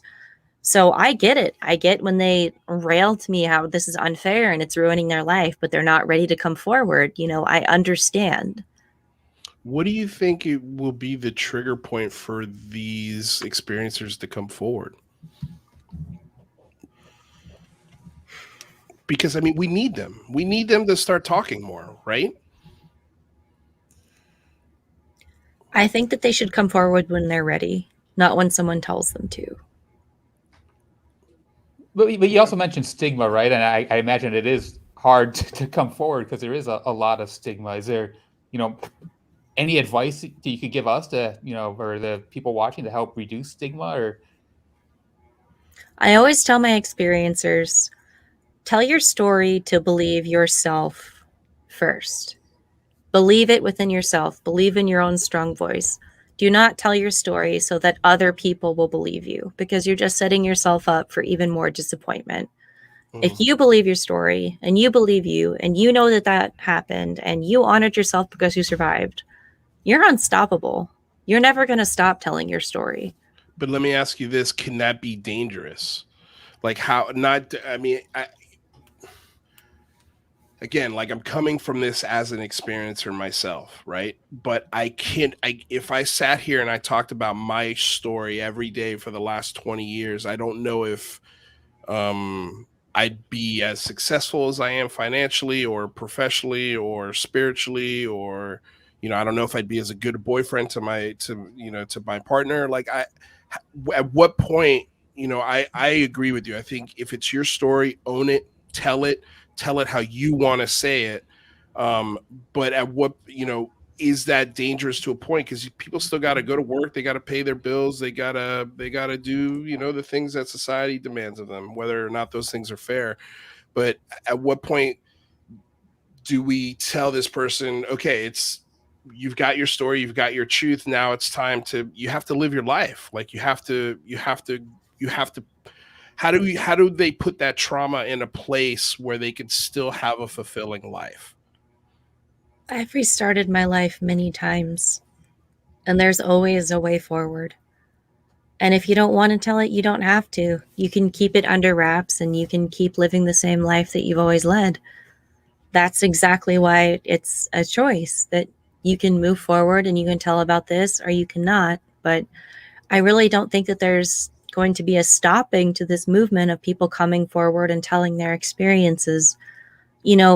You can hide as long as you want. And if that makes you comfortable, that's fine. I totally understand as a mother and someone that works and everything else, but it's still going to keep moving forward. Most people who send reports to me are anonymous and don't ever want to follow up with me.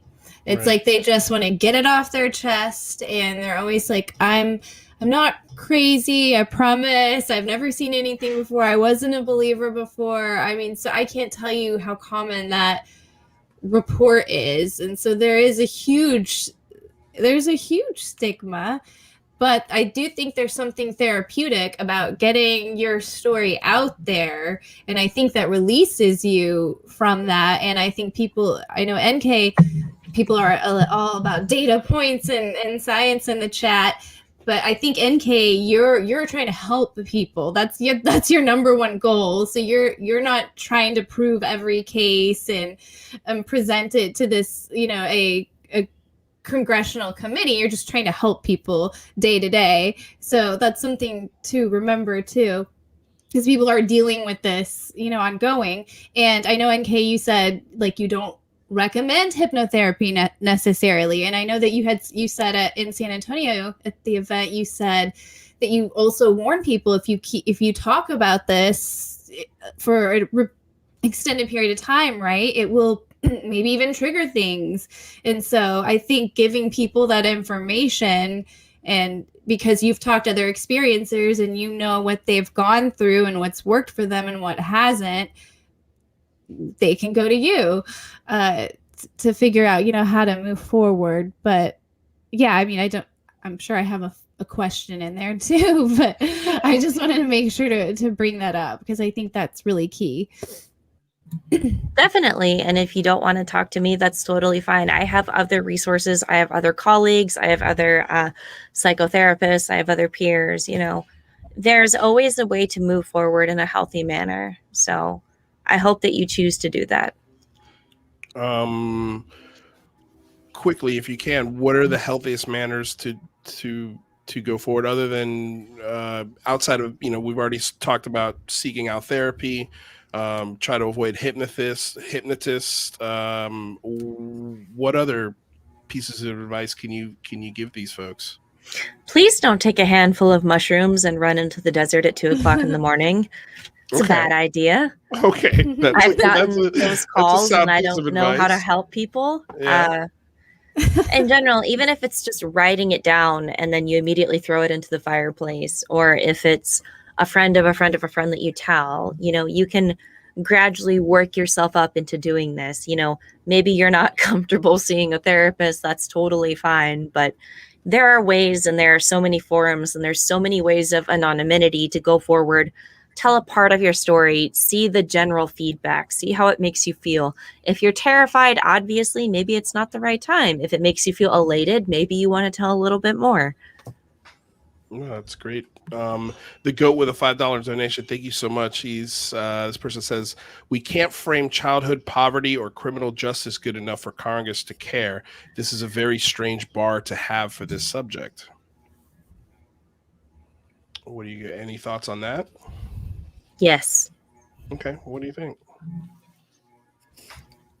I don't know how to interpret that as a question. I just agree.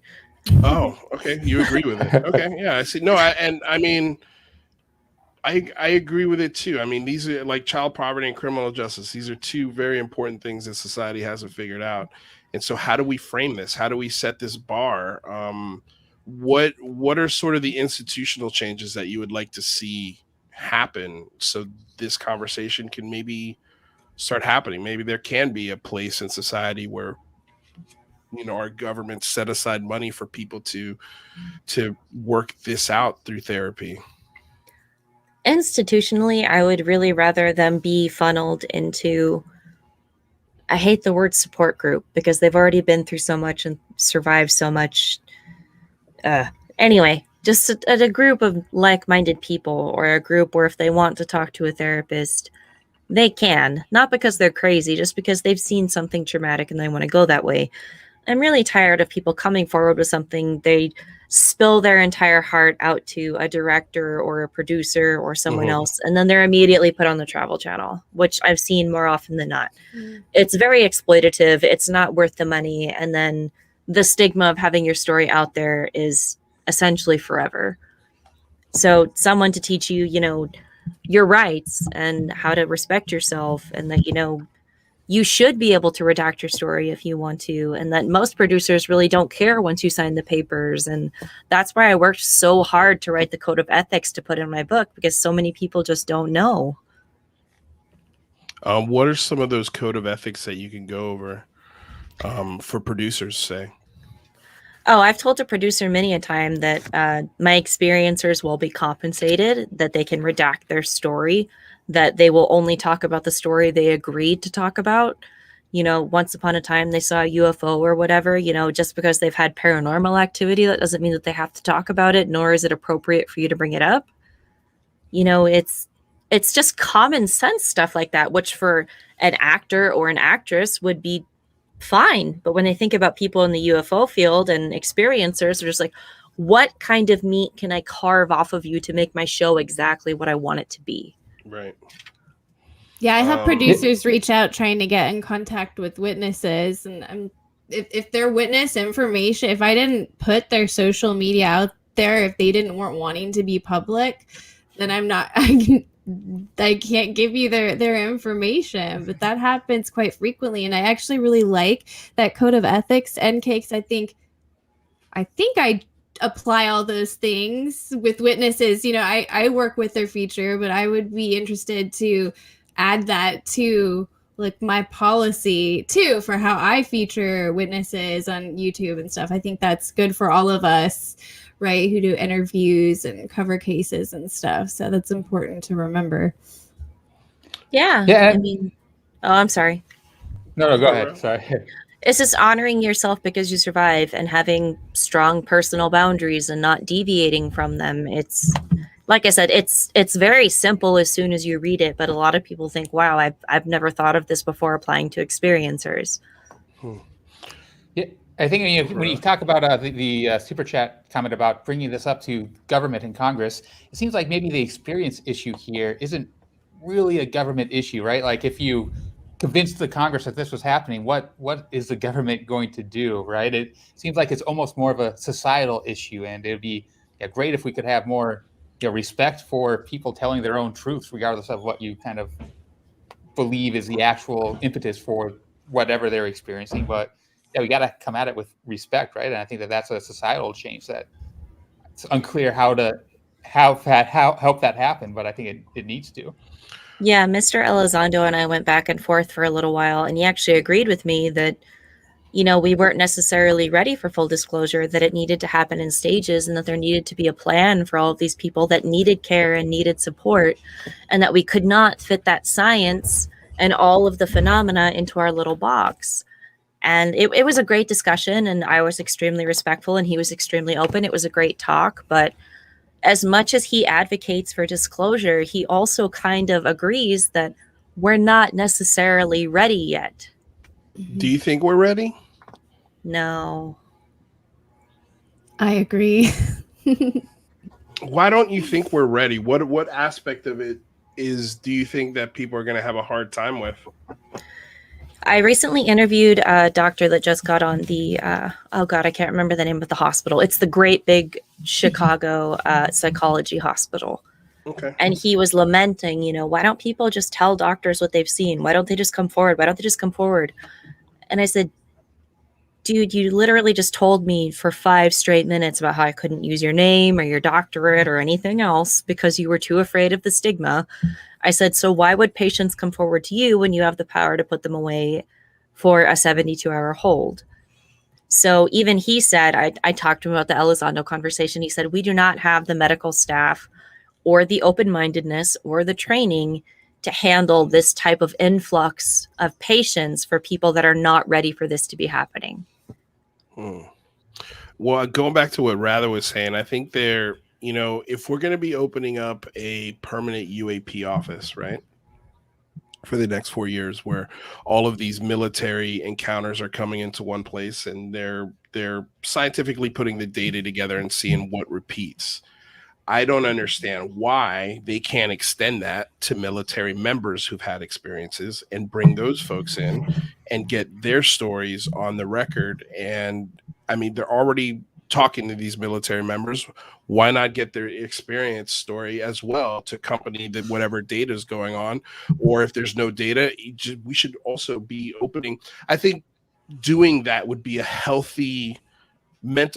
great healthy mental exercise for military members to help them destigmatize this discussion, because that's what we always hear from the government. They want to destigmatize this so that more pilots and more people come forward with their stories so we can get a really good idea of what is actually happening.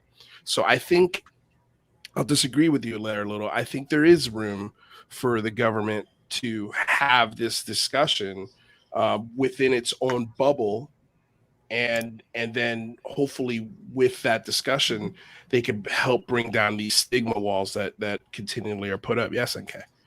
I was married to a member of the military for over 10 years. They were in the medical field and they also went out on several field exercises. They were actually taught that during x-rays and MRIs that anything that was a foreign body, as in it wasn't a tumor or a lipoma or anything else, as long as it wasn't damaging the surrounding structure, to ignore it. And my ex had seen more often than not what can be considered, the microchips or the transplants in the back and under the shoulder blade and in the nose and everything else.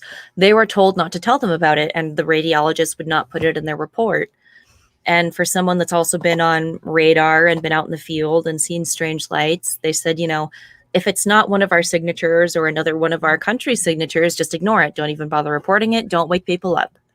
That's the first time I've ever heard that. Cue the X-Files music. Yeah, I mean, that's pretty wild. I've been in this field and it's been in my family, and I've known way too many people for them to declare innocence. I think that they know about it and they just tell them to, quote unquote, disregard. Well, so do you think that's the right decision though? If society is not ready for disclosure, or should they tell the truth regardless of the consequences? The military has a mission, and if it's not part of a mission, ignore it. Did you agree with their mission? Do you think that do you have faith that they have a correct mission, or are you skeptical about what they're doing? I never served. Probably not my place to say. Fair enough. Okay. So then what, for the show going forward, I mean, for me, and I've talked about this, like I've had trauma in my life. I think it's fair to say that a lot of people have dealt with trauma in their personal lives on multiple levels. And I mean, I come from the comedy world. A lot of comics are just buried in traumatic experiences. And the best thing for them is humor, is this idea of, well, look, I've got no control over this situation. It's such a crazy situation. It's something that I didn't choose. So I'm choosing to take control through humor. I mean, I've had friends of mine with suicidal tendencies. I've had friends that have eating disorders, friends that have been abused sexually, mentally, physically, and they bravely go up on stage and try to own it. And I think for a lot of people, a lot of comics that I know anyway, these traumatic experiences they're never healed fully. It's always like a scab that at any moment could just be picked off and it's bleeding again. But they do. It does help. It does help with their trauma. And on this show, we try to keep everything lighthearted. We take the information very seriously.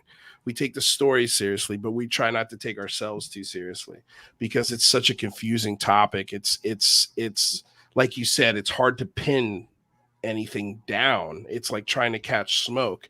So what's the best way, do you think, for a show like ours that are trying to engage these experiencers, trying to give them a platform where they can discuss this kind of stuff? What would be your best piece of advice for me and for the show and for anyone thinking about opening this, this confusing can of worms? I mean, it's what it is. It's confusing, and it's hard sometimes to accept the reality of what this person is saying. And do we have any advice for the experiencers, for the people who've experienced this trauma? How do they communicate their traumatic experiences if they're comfortable with it, to in a way that doesn't make people's eyeballs roll? Is it possible? I'll be the first to admit that I don't know everything. I don't pretend to know everything. The phenomenon is very much a phenomenon. But I do think that the hope is in our young people. I think that you and I and UFO Jane and Mr. Rather, the fact that we're talking about this, we're opening a dialogue, that we're saving these conversations, that we're saving this experience or testimony, it's going to be the building blocks for them to really break through to this. I mean, I have 2 daughters and they're very into this subject and they're constantly questioning me. Mommy, is this true? Is this true? I'm like, kiddo, I don't know. It was written in 1946. Go do more research. But to just, even if you don't want to talk about it, write it down, put it in a diary for someone else to find at some other point. Just please preserve that data, because that's what breaks my heart the most, is how much data we have already lost due to stigma. Just so much testimony, so many people dying just alone and afraid and thinking that they could never talk about this, when now you can tell someone you got abducted by a UFO and they'll say, okay, well, what color? Yeah, tell me more. Yeah. If you can't go public, then go private. Just please write it down, tell someone, reach out to a researcher that's really good with confidence. I don't want your story to be lost, and I don't want your suffering to be for nothing, because I've been there. So. And what would be your advice for me in the show going forward? I don't know. Have you reached out to any young people? Do you have interns running around? We do. Well, no, not right at the moment. We do have young people in the show. Rather's one of them. He's a young strapping fellow. But yeah, I mean, like we're and this is kind of where I was hoping maybe you can help us and Jane can help us, because I want to provide the platform. I want people who are ready to tell their story to be able to tell their story in a judgment-free zone where people are going to listen and take their story into account, and maybe make some suggestions on how to move forward or wherever the conversation leads. But we want to have the conversations. We want to have the dialogue, but we also want to stay true to our core values of the show, which is, hey, look, we know these things are in the sky. We know they're tangible. We know they're real. Past that, we don't know what they are. We don't know who pilots them. We don't understand the nature of them, but we know there's something there. So is there any way we can frame this discussion in a way like that? Oh my goodness. I don't know. Yeah. I'm just all about infecting the young people. Just give them your curiosity, get it in there. Yeah, and let them run with it. I'm sorry, Mr. Rather. No, please go ahead. I love that she calls you Mr. Rather. I was gonna say, I love the fact that you're archiving this stuff. I think that that's something that no one can disagree with, right? Like regardless of what you think is going on here, we should be recording these for prosperity's sake. And thank you for doing that. I think when it comes to like this show and experiencers, kind of the contention point I have is, how much pushback can you respectively give and have like a good conversation, right? Because it is a very stigmatized thing, and you don't want to challenge them too hard, but you don't want to necessarily just take everything on face value. And is there a happy medium? And can you give us any advice on how to kind of have that discussion respectfully? I believe them as much as they believe them. And to be perfectly honest, it's not really about me. It's about putting down their account without any of my knowledge or my words or anything else. Once I have that preserved account and I have their permission, I can ask questions or I can give advice, et cetera, because that's what a true preservation is. It's like from an archaeological perspective. So I know that experiencers are a very sticky situation. Not a lot of people like to deal with them. Not a lot of people like to have them on shows. And I think that's why I work with them so well. It's something that nobody really wants to deal with versus, hey, I found this cool piece of metal from a UFO. Let's have it analyzed, which is nuts and bolts science. I would continue talking, but apparently people in the super chat ask questions and they're getting super mad and I'm getting anxious. Oh, I don't know. I didn't notice. We do have a couple super chat questions. That's what I was going to get to next. So don't get anxious. Don't worry about it. We got it covered. Event tied with a $5 question. Do you know of any historical data on the reaction of Lowell's Martian canals? People were told there was a civilization on Mars by psi establishments. I don't know where this question came from. I mean, it's pretty wild. Do you have any thoughts on this, NK? My email is preserveyourexperience@gmail.com. Feel free to send me the book. I'll read it, but I have no idea. Is this the canals that the astronomer Lowell saw on Mars like a long time ago? All I would say is they've been saying that there was probably life on Mars or could be life on Mars over and over and over and over again. There's so many articles talking about water on Mars. It's like every year they rewrite that article.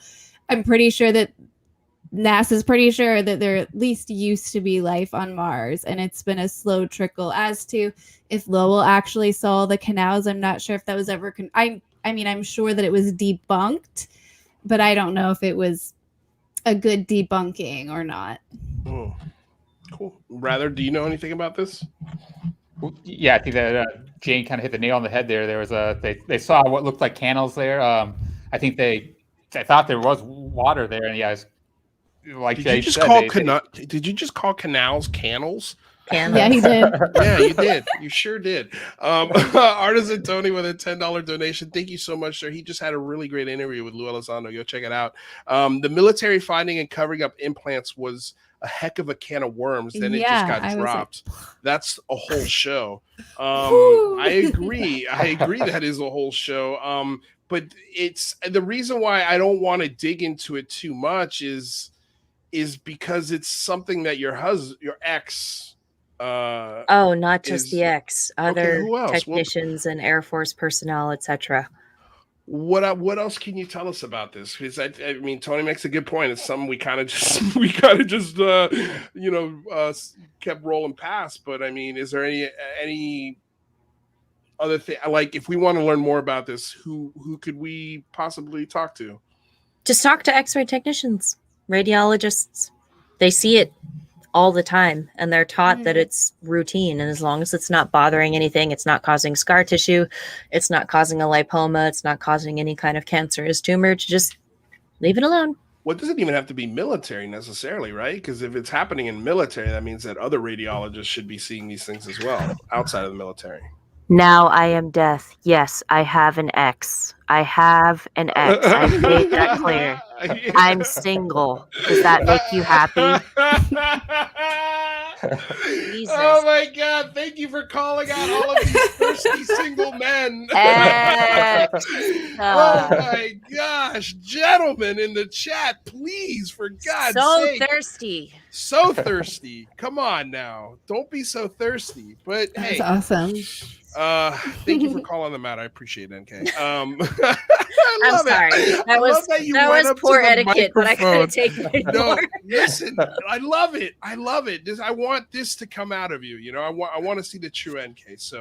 So it's all good. It's truly, like, it's, again, we take the subject seriously, but we never have to take ourselves or the people in the chat seriously at all. So this is where the fun comes into the show. So okay, we've got 5 minutes left. And I had two videos that I wanted to play. One of Neil deGrasse Tyson, and then we had a UFO video of the day. But I don't think we have time for Neil deGrasse. But he was on Fox News, and I wanted to get you. I just wanted to see your facial. You know what? Let's play it. Because I wanted to see your facial reactions to what he's saying, and I wanted to get your thoughts on what he's talking about, NK specifically. So let me pull this up. There we go. So has this been pulled up? Yep. Okay, cool. So let's play this here real quick. Well, there is just nothing like a global pandemic and an existential climate crisis at the same time to make science nerds of all of us, to awaken all of humankind to the power and peril of the natural world and the worlds beyond ours. Am I right? Well, maybe in an alternate universe, but this one still has a love-hate relationship with science. And the trouble is, science don't care. Neil deGrasse Tyson, on the other hand, cares very much. And for a quarter of a century now, he's been sharing his passion and vast, vast knowledge from one end of the cosmos to the other, on TV, on the internet, in books. And his latest is a pocket-sized edition of his best-selling Welcome to the Universe. If you want to probe deeper, his Cosmic Queries is new this year as well. And I'm pleased to welcome Neil deGrasse Tyson to the show. Hello, Neil. Thank you. Thanks for having me. Thank you. Yeah, it's good to have you on. You know, it's so funny. I always think about you as like, you're the science guy, you're the, the natural history museum guy, and yet you're a controversial guy. How did a science guy become a controversial guy? No. So I'm reminded of was it Harry S. Truman, the president, who at the time was known as Give Him Hell Harry. That was his moniker. And it was asked by a journalist one day, Harry, why are you always giving people hell? And he says, no, I just tell them the truth and they think it's hell. So, I'm just putting what is objectively true out there among us on my various platforms for who cares. And I'm not forcing you into this, but for those who care about what is not only objectively true, established by the methods and tools of science, but knowledge and insight and wisdom that can influence decisions you might make in your life. It seems to me you might want to know that. And you might also want to know how you might approach something you've never seen or thought of before. And as scientists, we're exquisitely trained to do just that. And I'm just sharing that with whoever will listen. I do love the fact that your virtual background is perhaps the most appropriate virtual background of anyone I've ever seen on Zoom before. Everybody else has a pretend thing, and you've got like the real thing that fits you, that really it's really you. It's virtual, but it's really you. Let me ask you a little bit of news here. Demi Lovato, she's a teen sensation at one point. She's in her early 20s now, mid 20s now, and she's a superstar. And she's just recently come out to say, and I should call her they. She chooses the pronoun they, so I'll say they. Demi says that she once saw a UFO. She says it was a floating blue orb. It happened last October on her 28th birthday at Joshua Tree National Park, 50 feet away, maybe less, floating above the ground, 10 to 15 feet. Keeping its distance from me. It was beautiful and it was incredible. Some people get really wound up in that and they can't get enough of it. Other people say, guffaw, that's silly stuff. I would love to know what a guy like you thinks about a comment like that. Yeah, so what interests me is not what people say they saw, because that has certain susceptibilities in the human sensory system. Because what you see and what you think you see, what you did see versus how you react, what your emotional state, what your psychochemical state might have been, all of these influence let's just call it eyewitness testimony. But consider right now, today, we have 3 billion smartphones. Oh, God. In the world. 3 billion. Each one of these can take high resolution audio and video. And so no longer must we rely only on someone's testimony for what was true, with all the susceptibilities built in. We have the capacity to document in ways that are very high resolution accounts of what could be going on right in front of you. I would have been delighted had she recorded this in some way and tried to get better data than just simply her eyewitness testimony. And in science, you need something more than just what somebody says. because we knew and psychologists know how susceptible that is. Right. Well, and also I am I'm always suspicious about everything because I'm a journalist. We're supposed to ask questions and check people at the gate. And so I'm suspicious because she's got a show coming out. She says this is what inspired her to do the show. Forgive me because I keep saying she, but she prefers they. In any case, one thing I can't deny, Mr. deGrasse Tyson, is the fact that naval pilots saw something really interesting. I think it was released several months ago, and you can just tell from the track on their mics. And you're asking for visual evidence, capture it, and then let's talk about it. Wow, did they ever capture it? And so we can talk about it. So let's play that, and I'm going to ask you about it on the other side. Take a look.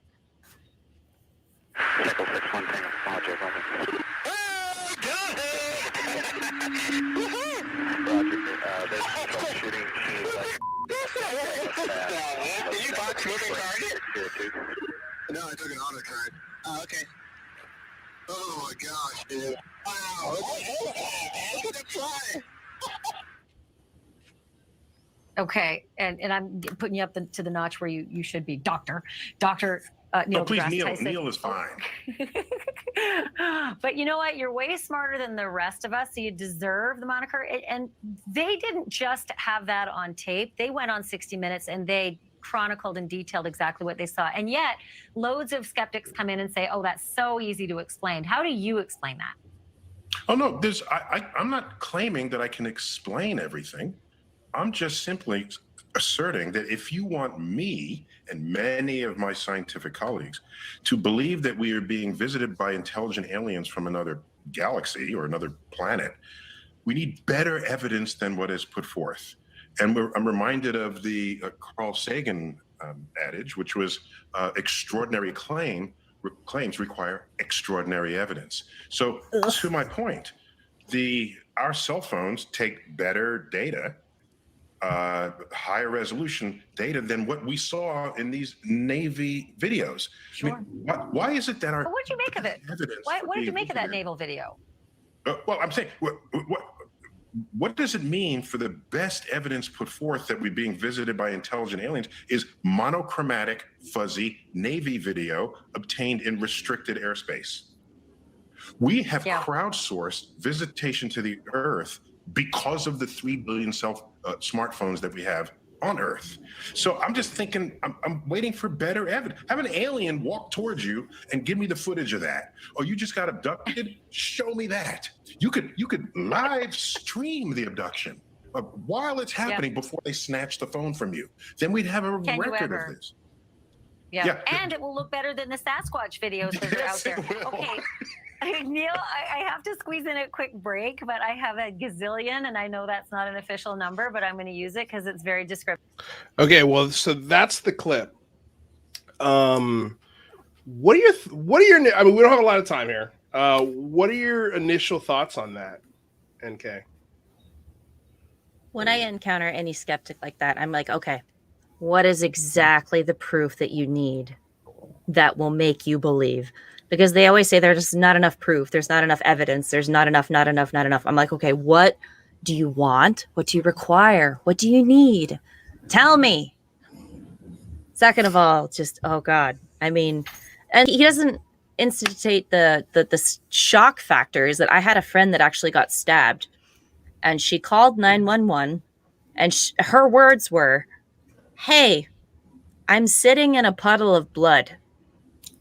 And they're trying to ask her questions like, are you okay? Where are you? And she's like, there's a lot of blood. It's bad. And they go, is it your blood? And she goes, oh yeah, I was stabbed. So shock is a hell of a drug. I mean, if I saw something like a blazing triangle coming down before me, my first instinct would not be to get out my cell phone. It would be like, oh my God, blazing triangle. There are videos out of Joshua Tree Park, by the way, from the Demi Lovato sighting. I don't know if she captured it on a video, but Joshua Tree Park is a popular place for what Demi Lovato was describing, by the way, to Neil's point. I don't know. But Neil deGrasse Tyson is still one of my favorite scientists. But that's the joy of being a scientist, is that you always get to change your mind. When there's more evidence, you get to change your mind. So I think that's more of what he's leaning towards, is that when I finally see what I'm looking for, I will happily change my mind and make all of you ecstatic. Well, I find it adorable that a $1,000 iPhone 13 is a better instrument to capture these things than a FLIR camera on a $1 billion jet. But that's a whole nother discussion. I'm curious, rather, what are you thinking? Yeah, I actually agreed with a lot of what he said there, as far as, scientific proof and stuff. But I think he made a lot of leaps in the opposite direction. He really thinks that smartphones are a great tool that can do a lot of things, and that we are really adept with them. Which I agree with NK that I would be fumbling, and I don't think I'd be able to get a footage of anything. And he kind of discounts the possibility that it is a real conscious-based phenomenon that might not be able to be captured by cell phones or something. And I was a little bit disturbed by when he started up by talking about objectively true stuff. He seemed to be kind of implying that abductions and that stuff is objectively false, which I don't think that we can say that by any stretch of the imagination. Real quick, I just have to share this with you guys. An osprey flew above me while I was waiting at Taco Bell to get a burrito, and I was like looking at this thing, and I know that these things are enormous. This thing was probably a mile away, maybe 2 tops, and this is what an iPhone 11 Pro looks like when you, and I had to zoom in to really catch it. And even there, it's, you know what I mean? Like it's tough, man. An iPhone 11's not going to do it. Like it's just not. And to NK's point, and I'm sure Jane's point, there's no, like, who's whipping out a cell phone when they're seeing something amazing, when they're seeing something that they can't explain. I just think it would take a lot of self-discipline to put your experience to the side and go, oh, I need to document this. But who even knows that it manifests in the same visual wavelengths that a camera can pick up? It's not a direct mapping between camera wavelengths and your eye wavelengths. So right. And also, can I say, please. scientists who say extraordinary claims require extraordinary evidence. That's another, the simplest explanation is always, there's nothing scientific about that whatsoever. Evidence is evidence is evidence. There's not extraordinary evidence over here and ordinary evidence over here. Right. I hate that. I hate that statement. I quiver when I hear it. Yeah, I find it hilarious. At one point, he's like, well, we've opened source this to 13 billion phones around the world. And then you give them military footage with audio recordings to accompany it. He's like, yeah, it's not good enough. It's like, okay, dude, like you can't, I mean, like, which one are you like, you're gonna dismiss both of these? But I can see Rather's heads exploding here. So before it does, we're gonna get out of here, you guys. We've gone 8 minutes over. Thank you so much, you guys, for thanks, NK, for joining this conversation. I mean, honestly, I learned a lot. I think going forward, listening is probably the best thing that we can do. And so what I'll do is, NK, I'll leave the floor to you, my lady. Please tell everyone where they can contact you if they've had an experience or anything that you want anybody to know before you get out of here. Please honor yourself because you survived. And if you want to talk to me, you can reach me at preserveyourexperience@gmail.com. And I also have a Facebook under NK Kranda. Stay classy. Love it. NK, you ever going to get a Twitter? No, I'm an old lady. All right. I know, she'd be so good on Twitter. I know. No, I'm not going to call you. No, now I'm become death. No. We'll just keep having her on. We'll just keep having her on the YouTube. Listen to this guy. No. Listen to this guy. It's not happening, bro. Like, this is not the best way to do this. That's probably why you're not going to be on Twitter. It's probably why you're not. Right. And I can totally understand. But then, man, you can block people on Twitter. That's the beautiful thing about it. Thank you so much for having me. I loved our talk with Lula Zondo. I loved our talk tonight. It was very challenging, really opened up my brain. People usually just ask the same questions. So thank you to all three of you. I really appreciate you, and I'm gonna run away now from the suitors. Yeah, all right. Have a good night, and we'll talk to you soon. Thank you for coming. Ciao. That was fun, you guys. Oh, yeah, that was pretty. I thought we went pretty deep.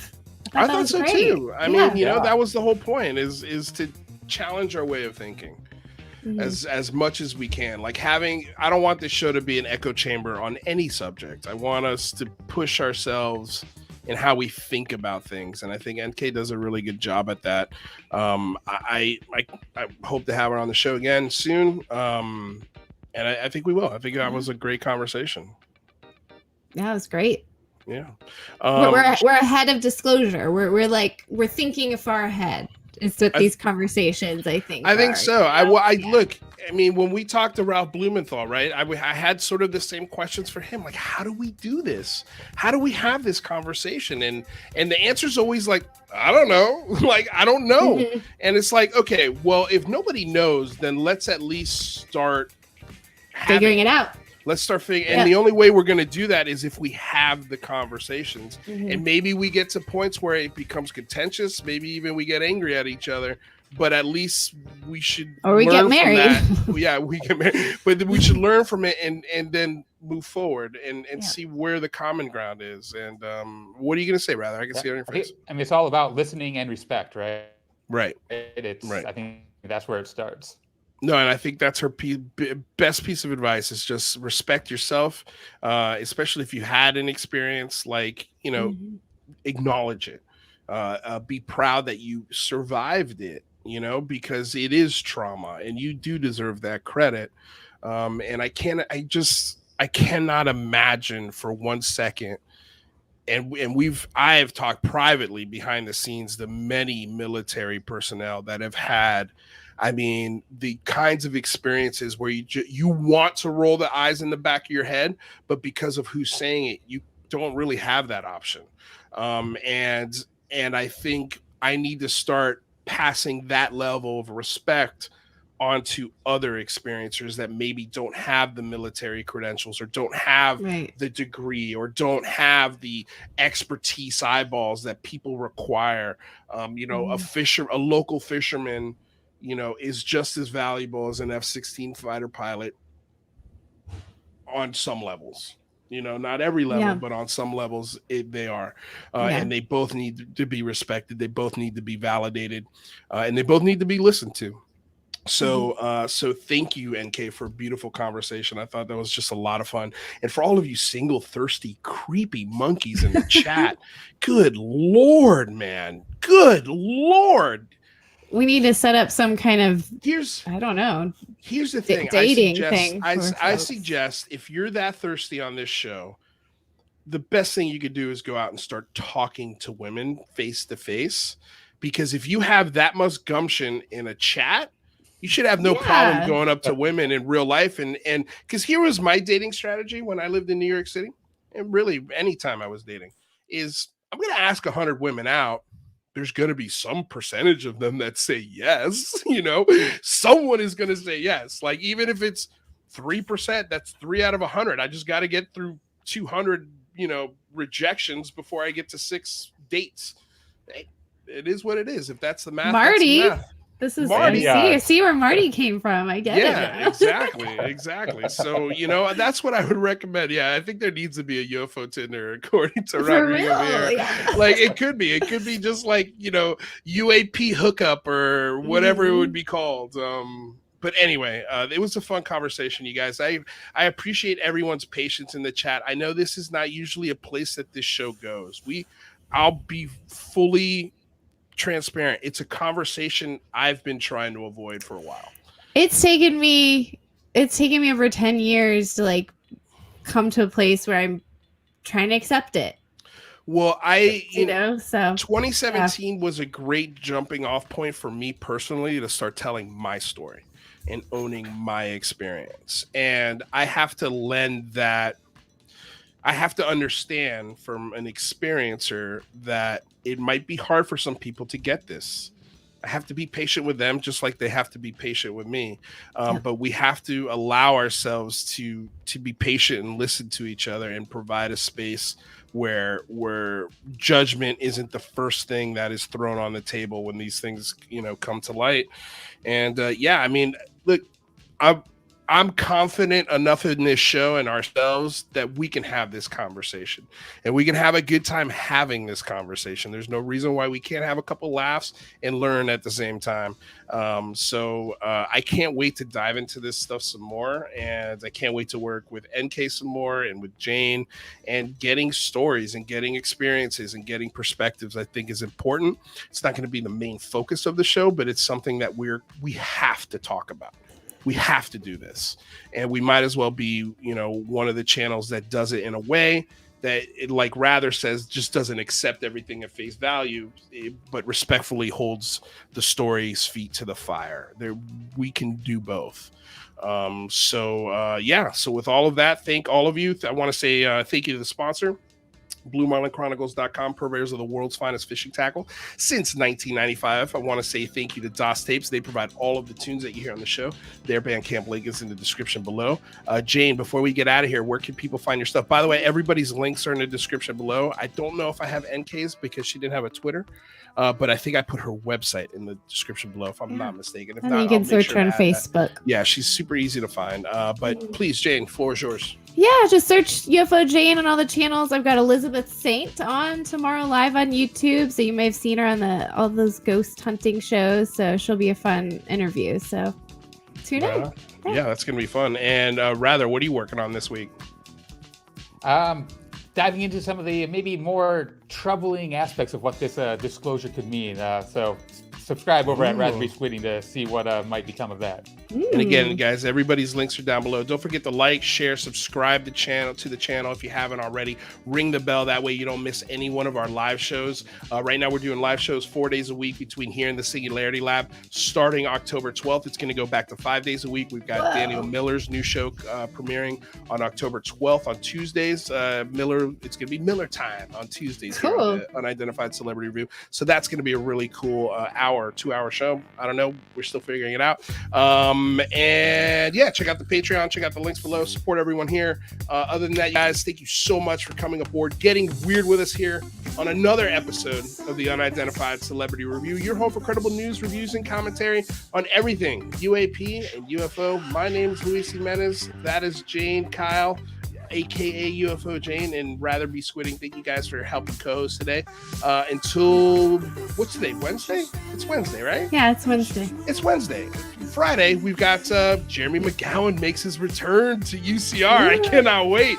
I cannot wait for McGowan, man. I missed the hell out of McGowan on this show. And we also had a poll that I forgot to read. And I wish I had read this when NK was here, because I think she would have appreciated the results of this poll.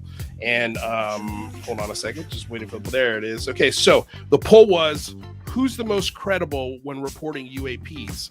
Government officials, police officers, local fishermen, all are equally credible. So with 12% of the vote, police officers came in last place, with 16% government official, and with 19% local fishermen. A whopping 52% of you guys, over 100 people in the poll, or 202 votes. So 101 of you voted for, or more than that, 103 or so, voted for all are equally credible. All three of them are just as credible. So that's great. That's exactly what the point of this conversation kind of was, you know? So I'm glad to see that you guys are on the same page with us. So that's it. I swear to God, we're out of here. I love you all. Peace.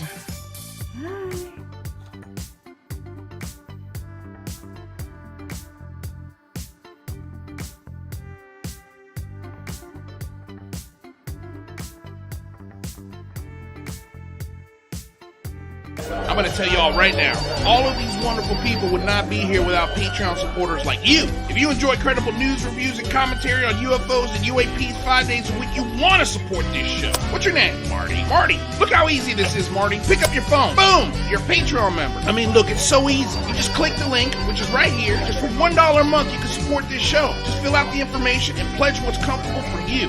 It could be $1, $5, $10, or who knows. Just support. I believe you're enjoying all this. Indeed, Captain. I've never seen him look so happy. Shut up. Shh. Shh. Well, what do you know? I finally got the last word.